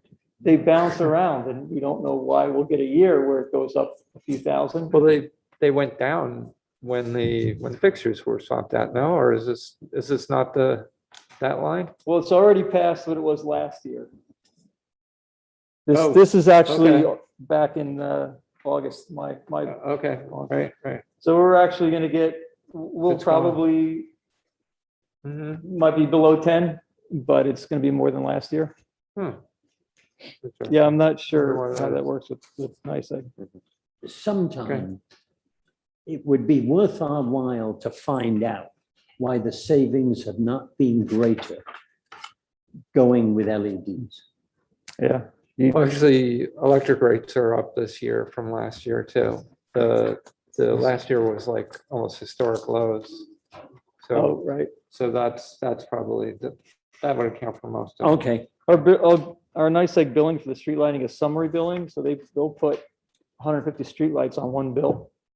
And there's no address to these lights. You're right. So you gotta do a lot of research to find out exactly what goes with what. We have to give it some time to We- see what the cost savings looks like over time. And in the meantime, we're doing the environment a favor, so. Oh, yeah. Yeah. No, they're still saving. Yeah, And We have that map somewhere. Wasn't 2020 the Actually. first full year of LED lights? 2020, yes, probably. Yeah. But I just don't want NICEAG to get away with billing us more than they should. Yes, But because my- they did try that. Sorry, I am already. far more suspicious of NICEAG than you may be. But if you look at the actuals for 19, that was $15,000, and Yeah. 2020 went down to Okay. 6, and we're at 5,600. Yeah. Okay, I'd So just I like to would get it consider down lower. that's- Yeah. Joel, what kind of tree work does your line item include? Cemeteries, we just call in a tree company, they get $900 a day. And we always, lately, we've had a few trees. We just 5 down in South Salem this year. Ash trees. Do you have a little update or notation on the cemetery salt dome separation project? Yes, down below, that's the berm that the operator put up there. So they put in a dirt berm, which is part of it, solving the problem. Mhm. But if we were to do it nice, then I had Tom Gossett over just to give me an idea, and he said we could do something pretty good with some shrubs and redo that berm with a step for probably around 5,000. Yeah, we're looking at screening the Yeah. Yes, that salt would- dump yeah. from the cemetery. Yeah. Yeah. That And sounds that's an good. area that's been needing it like forever. Right. It's not just recent, it's always said that Right. from the lower Very section, you can special always see it. cemetery. But that would be a permanent solution to that. So what is the total, last year versus this year coming to? There's a total number on here? Oh, yeah, just at the bottom there. It doesn't include the little side notes. The difficulty at the don't moment have the in personnel. coming Nope, up you're gonna have to do your math. No, yeah. is we don't have figures for Okay. people.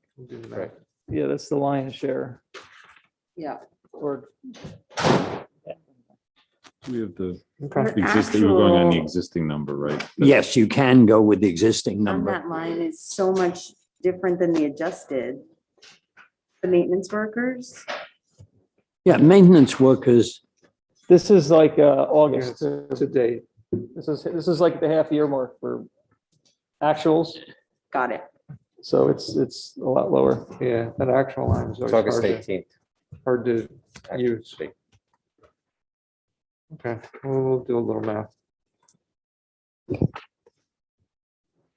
The ones that increase, I wrote out to the right of the line to, that's pretty much the changes, those besides salaries, that's the changes I have. Is there anything out there that we should be doing, but because we're really, running on the edges always, we're Like not. capital expenses, I Well- mean, not routine. I mean, we were talking about auditors, so that'll be a separate thing, but anything else out there that's really, We'd like to pave the front of Monitor, the circle and the entrance. Oh, yeah. Cyrus parking lot should be paved. Yeah. Uh, And Fox Valley parking lots would be nice too. No, they've done that. Oh, okay. Well, we Done did the I think entrance. they've done Oh, the entrance road, yeah, Okay, that's- not the parking lot. but that's more Parks and Rec. That's Right. Parks and Rec budget, yep. okay. Joel, I have a question on the broadband. You have that as its own line, but then we have telephone/radio. Does that include landline telephone? Yes. Yeah, we still have copper landlines. We still have, some of it's backup modems. Not every building has internet. Right, We have, some of the pool buildings have phones, Cyrus has copper, others, they still have copper lines. And then there's a radio system in town. right. And, Yeah, and maybe it's something to look into is using voice over IP, right? You have well, internet. the I know locations, we don't have cable yet.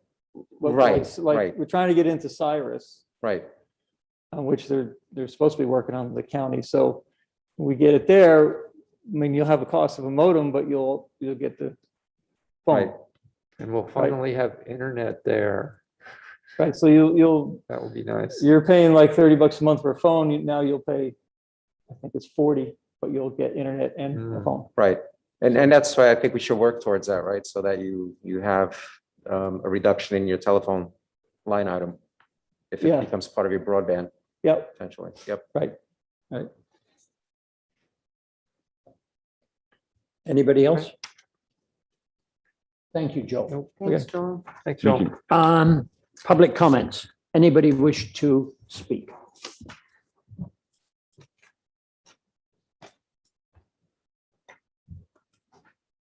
I know this may seem unfair, but I'd like you to come to the microphone and introduce yourself. Of course.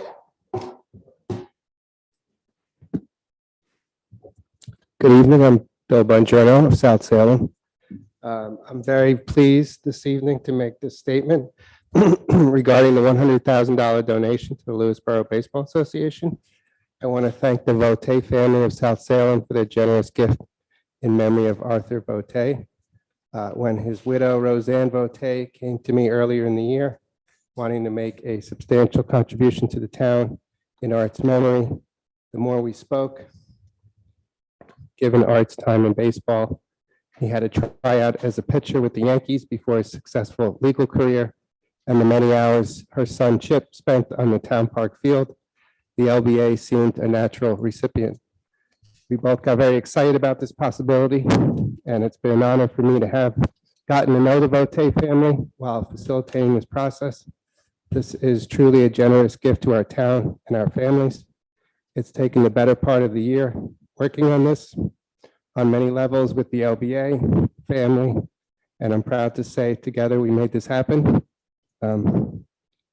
According to Roseanne, Art loved South Salem and the town of Lewisboro and feels he'd be very happy to know this gift will be encouraging so many children enjoy the game. The whole family feels it's a perfect way to honor Art and to say thank you to the town he loved.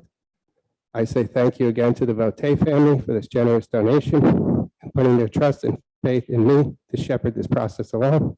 And we look forward to a groundbreaking and opening day 2022. Thank you and good night. Thank you. Thanks, Bill. Thank you. Thank you.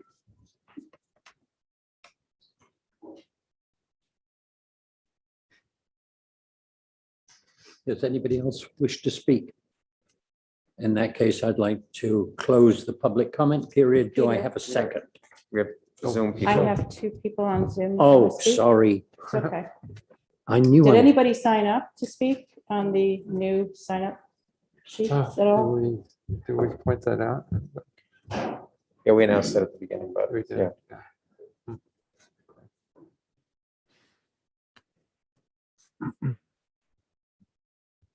Just John Lemke. Oh, okay. There's one out front there too, Mary. Yeah, on that table. Sure, okay.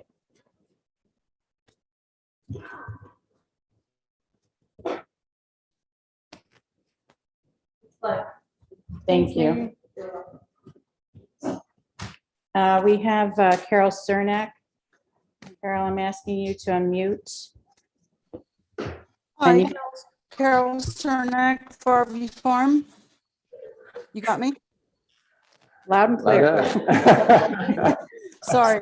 My first thought is, why wasn't the budget for tonight's discussion posted online?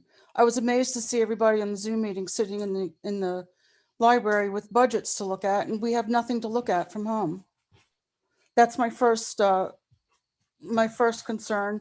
My second concern is that I wrote the town board a letter late this afternoon. I was hoping it would have been read into the record tonight, but I realized it was late in sending. But I wanted to speak to the liability issue that's happening at the Salt Dome with the pile of timber and the mulch and the environmental issue and all that stuff. It wasn't addressed tonight. It's, you know, how can you move forward if you don't know what the scope of work is to clean up what's there? It's very frustrating. So that I hope that letter gets put into the record for the town board, into the town board. I would like Peter Rippinger to clarify the cubic yardage of the mulch that's currently at the Salt Dome. And I would like to remind him that nothing is for free.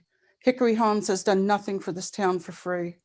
You're going to pay one way or the other, and that's yet to be seen. That's it. I apologize for my frustration, but that's all I have to say.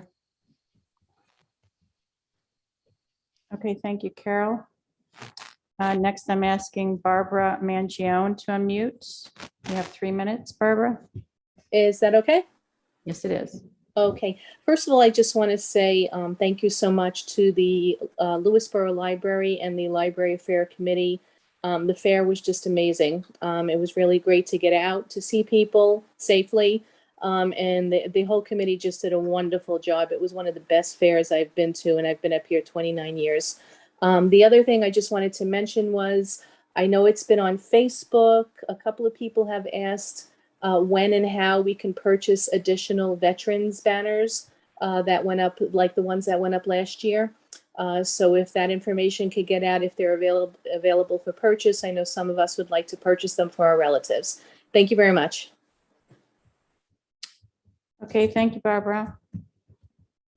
And next I'm asking Robin Legazowski to unmute.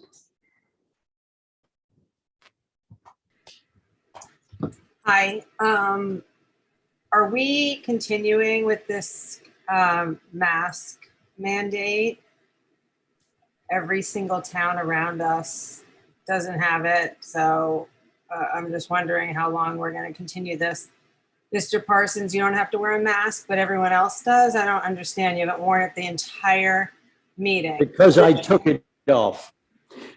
2 hours ago, you took it off. Okay.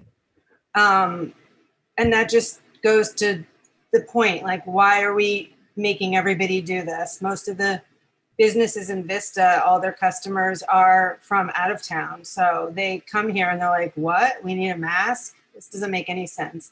Also, I don't know if anyone's been following the CDC guidelines, but social distancing is more important than wearing a mask. You have people in this room sitting so close together. If you were 6 feet apart, you wouldn't even need a mask.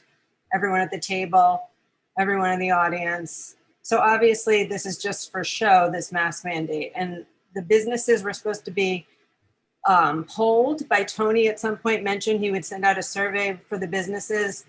That wasn't done. And it's just putting an undue burden on businesses because our businesses, at least on my side of town in Vista, they have like 1 or 2 people in them at a time. It's just an exercise in futility, and it's just not a good look. I've been following the cases in Lewisboro on when 8/17, we had 33 cases.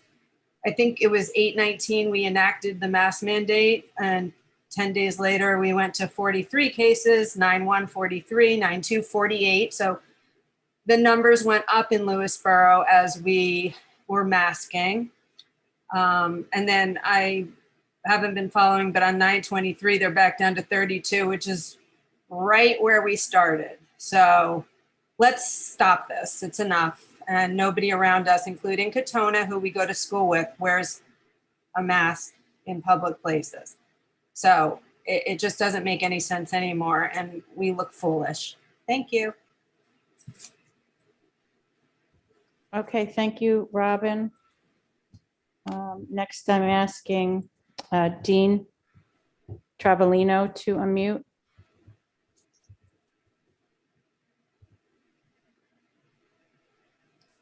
Okay, did I do it?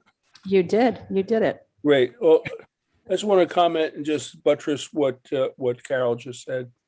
I think myself, some of the other neighbors, a little concerned at the lack of sense of urgency of the dangers posed by that pile the way it is now. Some material was taken out. I'm grateful for that, but it left, you could see how high the actual pile itself, not the little piles on top, the actual mass of material there is. And this heavy equipment has run up and down on that and compressed it in exactly the way that DEC did not want to see happen. And it's so high, you wonder about a risk of a machine falling off it or a person falling off it, and of course, the fire. I mean, there was a tanker drill here a few weeks ago or about a month ago by local fire departments. So they see the risk of the fire the way it is now, and then falling off the pile and dangers like that. I think these risks are real and people don't seem to want to admit that. And I think you've got to look at it also. If you look at the size of the pile and look at what the piles themselves, individual piles should look like, there's already a lot more material there than could ever be held there if it were being managed properly. So please, if you can, look at this with a little bit higher sense of urgency. If I have another minute, since I'm talking, I would like to say, I did hear the question asked about the Cornell study, but I really didn't hear an answer. I think the study, my understanding was it was a guide to be used over the years as a benchmark to, are we fixing our roads in a way that it won't become a looming catastrophe at the end? And I thought that's something that should be done, maybe even reported to the board or the taxpayers on an annual basis. You don't just wait 8 years for them to come again and say, give you a report card, something you look at every year. I think if you look at the highway superintendent's figures, if we repaved all of our roads, it's something like $200 million. And if we had to reclaim them, it would be even more. So the whole idea is to manage it in a meaningful way. And the numbers being put around right now are about 200,000 over CHIPS money. There's got to be a level of evaluation analysis. Maybe it's being done, but it's sort of being done in the dark, even to apparently to the board members. I think that Ms. Crimmon's question was a good one, but I did not hear an answer to it. Thank you.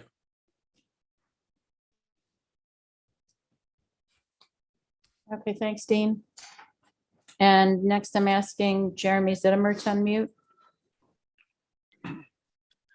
Hi, everybody. Can you hear me? Yes. Hi. I just want to express gratitude to the board for two things. One is the insistence on a strict adherence to the rules at these town board meetings. It occurs to me that the timbre of this meeting tonight was really calm and encouraged a healthy debate, but a civil environment. And I appreciate the residents of the town also being respectful and passionate, but kind and courteous with their comments. Second thing I want to express gratitude for is the continuing to uphold the local mask mandate. Some of us do have immunocompromised family at home, for whom, you know, we have no other choice but to venture into public spaces, public indoor spaces in Lewisboro. And if other folks are unmasked, CDC guidance and data is very clear that poses a pretty substantial health risk, especially if folks don't have a immune response built up from the vaccine because they're immunocompromised. And just to kind of go over some COVID points that I think are useful to reflect on. The local mask mandate in a town the size of Lewisboro, of course, is not going to be sufficient in and of itself to keep our numbers down. Obviously, our residents don't stay just in Lewisboro. They go to neighboring towns and states where, unfortunately, there are not mask mandates, as an earlier commenter pointed out. And because there is not a kind of larger adherence to mask mandates in neighboring towns and neighboring jurisdictions, cases continue to rise because, of course, residents are exposed to COVID in other jurisdictions and in public indoor spaces outside of our town. But that does not mean that the mask mandate is not helping to ensure that our public indoor spaces are not a place where COVID is not transmitted. Even if COVID rates are on the rise here, COVID has a harder time getting through a mask, especially in indoor spaces. And I do also, though, want to agree with something that an earlier commenter said. Peter, I do think you set an important example for the town as our supervisor. I appreciate that the other board members have been diligent about wearing their masks at tonight's board meeting. And I would ask you, as somebody who is trying to encourage your community to continue to wear these masks, that you consider wearing one yourself for the duration of the meeting, except for perhaps brief intervals. But I appreciate the town's insistence, at least in terms of policy, to upholding a mask mandate, because it does very much preserve the lives of immunocompromised family members that we care a lot about. So just thank you. I appreciate the hard work that you're all putting in and keeping these meetings a safe and healthy environment. So thanks. That's all I have.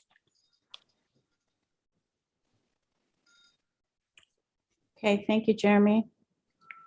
I'm asking Simone O'Connor to unmute, please. Good evening. Can you hear me? Yes, we can. Okay, Simone O'Connor from Vista. I did want to speak on the mask mandate. I also noticed Mr. Parsons without his mask the entire time. It really is hard for people to wear these masks in these little stores. My mother's 83 years old. She got the Moderna. She also wound up with COVID after the Moderna. And, you know, she really finds it difficult to put on her mask, to walk around the stores. I go to Katona with her. We go to Ridgefield. We go to New Canaan, no masks. I really want to speak out on behalf of the small businesses in our town. I feel so bad for them. They've been hit so bad. Let them make business. There's so many people that say, you know what, I just don't feel like wearing a mask. And they just drive a little bit further and go to New Canaan or go to Ridgefield, or it's just like enough. Let us live. Peter, you found it very comfortable not to wear your mask through the meeting. It's easier to breathe. Let people not wear a mask indoors. We're a small town, small businesses. Let them make their money. Let them decide. Let people decide. I think staying away from people, you know, having 6 feet, 10 feet, I don't know where they got 6 feet, is a much better way to go. I also want to thank the people that put on the Lewisborough Library Fair. I went. I thought it was great, and it raised a lot of money. And it's nice to see when a town can come together regardless of political party. I also want to thank Bill Bongiorno for shepherding the money that is being given to the LBA. I love the baseball association we have, and that's a positive thing. Thank you. Okay, thank you, Simone. Happy anniversary, Janet. Oh, thank you, Simone. You're welcome. Okay, that is it. I'd like to make a move to close the public session, public comment period. Do I have a second? Second. Discussion, all in favor? Aye. I'd like to move that we approve claims. Do I have a second? Second. Discussion, all in favor? Aye. Aye. I'd like to poll the board. Jane? Thank you, Peter. Well, I just want to reiterate what a wonderful library fair, but we've had that well covered by residents. So it really was truly a spectacular time. There are 2 surveys of note that we're asking residents to please complete. One is for the comprehensive plan and one is for the antenna advisory board, and both can be found on the town website. So please do go and fill out those surveys. And the last thing I want to say is that it's now fall time in Lewisboro. So please get outside while the weather is relatively comfortable and enjoy everything that our beautiful town has to offer you. Recreation, sports, and beauty beyond compare, just 1 hour north of New York City. What more could you ask for? Oh, Dan. I'll just share with you some disappointing, hopefully temporarily disappointing information, but the funding for the chargers, which was coming for the installation, which is coming from 2 places, NYSERDA and through NYSEG. The NYSERDA funding that was showing is over $3 million available on the initiatives page on their website. That number was actually not being updated, they told us, and there was already depleted. So we're not able to put in for those dollars. So we were putting it on hold until we find out if they're either going to replenish, which the program officer said is not to be counted on, but happens, or we find another source for that. Right? It seems to us that there's an awful lot going on in this area, that there is a chance that there are other sources for that. So just hang in there. We hope to, bring this back in, the shape it was in, but it's currently going to be on pause until we resolve that.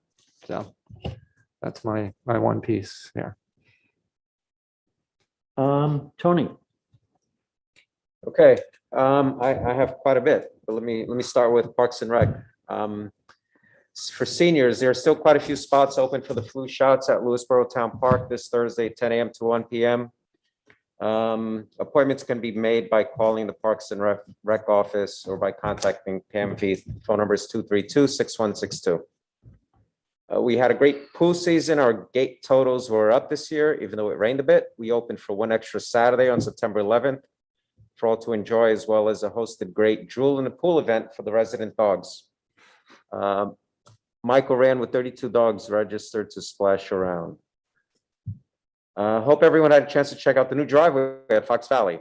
It actually looks very, very nice, and 2 new storm drains as well.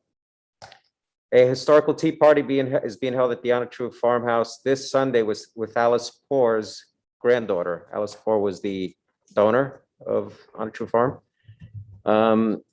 The granddaughter will be in attendance to talk about the farm before it became a park. Space is still available. Contact Parks and Rec for more information or to register. From 2 to 3:30, there's a small registration fee to cover the refreshments. Don't forget the car show and the Oktoberfest event for the playground project at Town Park. The information is on the website, lewisboroughplayground.com. Both events are October 16th at Lewisboro Town Park. The car show is 8 a.m. to 11 a.m. and the Oktoberfest is 2 p.m. to 7 p.m. New Neighbor Network is on Sunday, October 24th from 2 to 4 p.m. at Fox Valley Park for anyone living in town for less than 2 years. Please come out and join us. We are in need of trunks for the trunk or treat at Town Park. Free to register your trunk, but you are responsible for up to 250 treats to be handed out to the trick-or-treaters. We'll take families, businesses, service organizations, politicians, but remember it is a family event. It is from 11:30 a.m. to 4 p.m. on Saturday, October 30th. You can email parks@lewisborough.gov.com if you're interested in more information or to register a trunk. The veterans banners. one thing that John didn't mention when he was up here speaking to us is that the banners are up. So I'd like to thank the maintenance department for doing that. Yeah, Library Fair was a great event. I enjoyed getting dunked many times, as I know the other folks, including, I think, Andrea, you were there, getting dunked.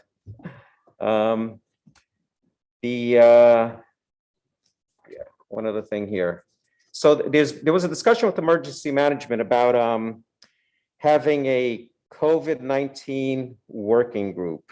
And so we're looking to recruit individuals to become members, to serve on this working group.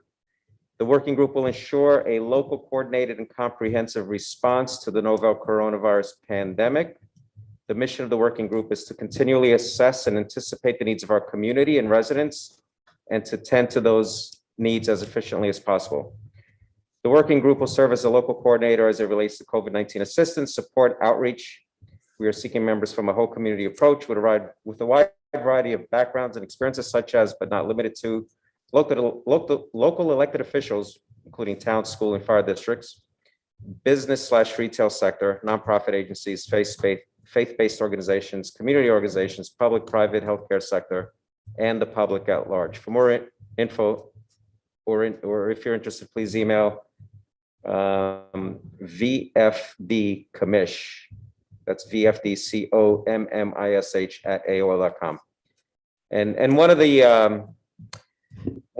ideas with this is to expand this beyond COVID. So we have basically a health for any future health issues that we want to maybe take a more proactive and approach for notification, for support, for outreach, etc.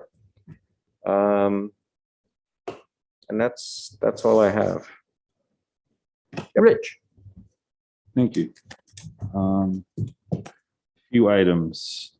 We're still looking for people for the Grant Advisory Committee. So if you're interested, please forward a letter of interest and a CV so we can take a look at that. We want to get the committee rolling. We have some members. We're looking for some additional ones. That was a great presentation we appreciate from the Boutte family that tremendous contribution, and Bill, your work on that. Congratulations on that. That'll be it's a wonderful legacy for the Boutte family to give to our community, and it's really privileged to have that. The library fair was really something. Having participated and being a former trustee myself, a lot of energy. And I think we had great visitation during the whole course of the day. New activities, which we didn't have. It's nice to see at the 60th, it continues to grow, continues to transform, continues to take in more of our community's input. It's a real gem to our community, an opportunity to get together as a community.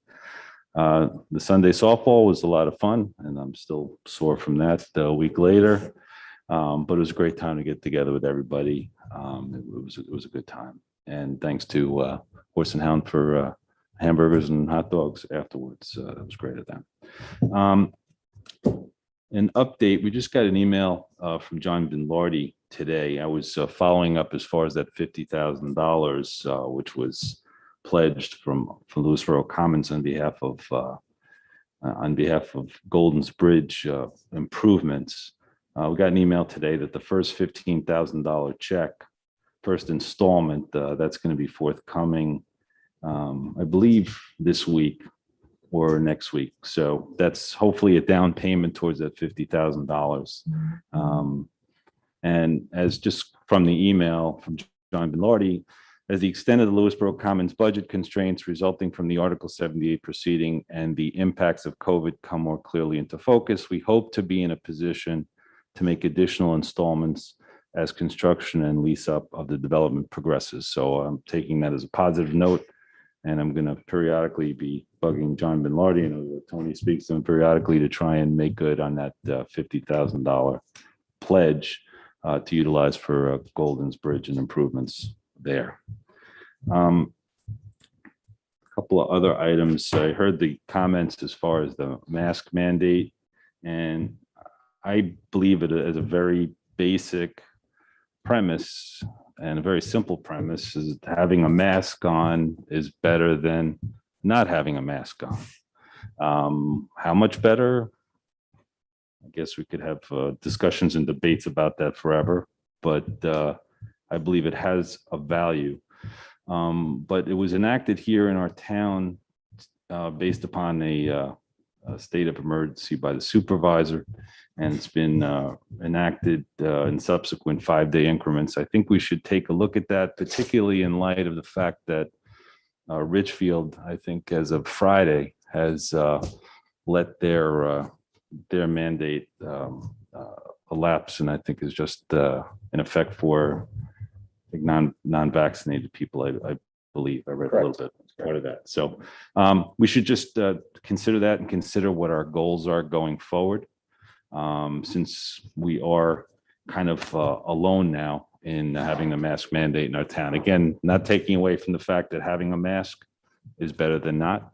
It's safer than not having one, but we should, in light of the emergency mandate, we should take a look at that and examine where we want to go going forward with the emergency that was enacted, and see if it's fulfilling the purposes that we want to further. Thank you. First of all, apologies for taking off my mask at the beginning of the meeting and forgetting to put it back on again. Oh, I'm sorry. Last item. My notes were all over the place. I spoke to Peter Rippinger about this. As far as the mulch, I spoke to Peter Cipriano, Copi Home and Garden. We can have if everybody's on board with it, a free mulch day for October 9th at from 10 a.m. to 2 p.m. to give away some free mulch.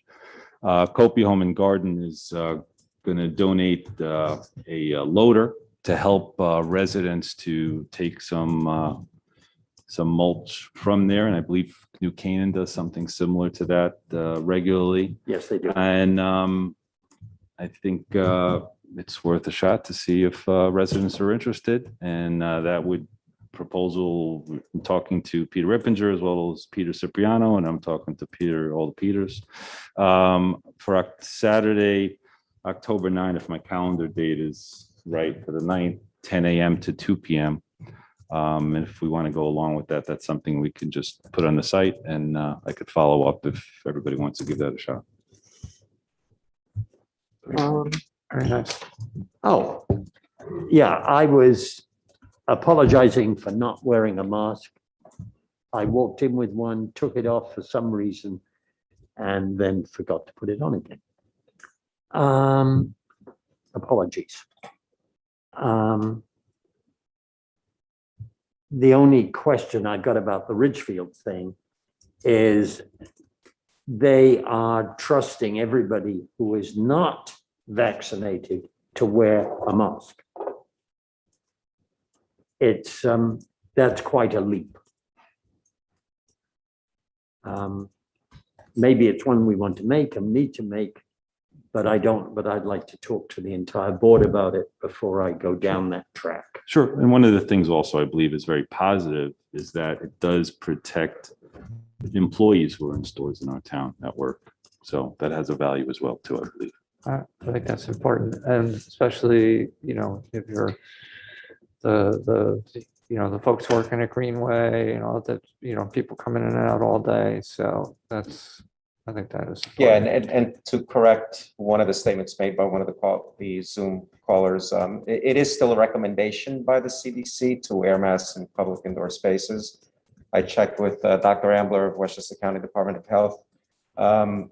They follow that recommendation as well, and the county in general does. Yeah, and the idea of making it based on whether you've been vaccinated or not, I'm sure half of the people that might fall into that category are they have some special reason they can't be vaccinated. But the other half might very well be the folks who just, gosh darn it, are not going to get vaccinated, and they're also not going to wear a mask. It's just out of some interpretation of principle and things like that. And so those half we you're not going to be able to pick out, individually. So, just having everybody have a mask kind of makes it fair across the board. And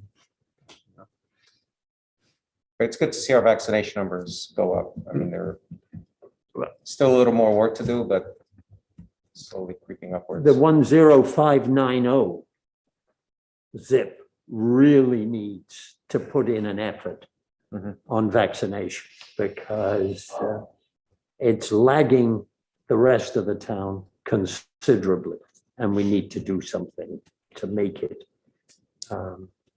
climb. Maybe we could speak to Kitley and get a next year Rye Playland Day vaccinated. for Lewisboro. Yeah, remember, she won't be She won't be here. our legislator by then. That's right. Thank you all very much. I'd like to announce that the next town board meeting will be Tuesday, October 12th, 21 at 7:30 at the Lewisborough Courtroom, 79 Boughton Road, formerly LES or the Lewisborough Elementary School in South Salem. I'd like to make a motion to go into executive session to discuss specific personnel issues. Second. Discussion, all in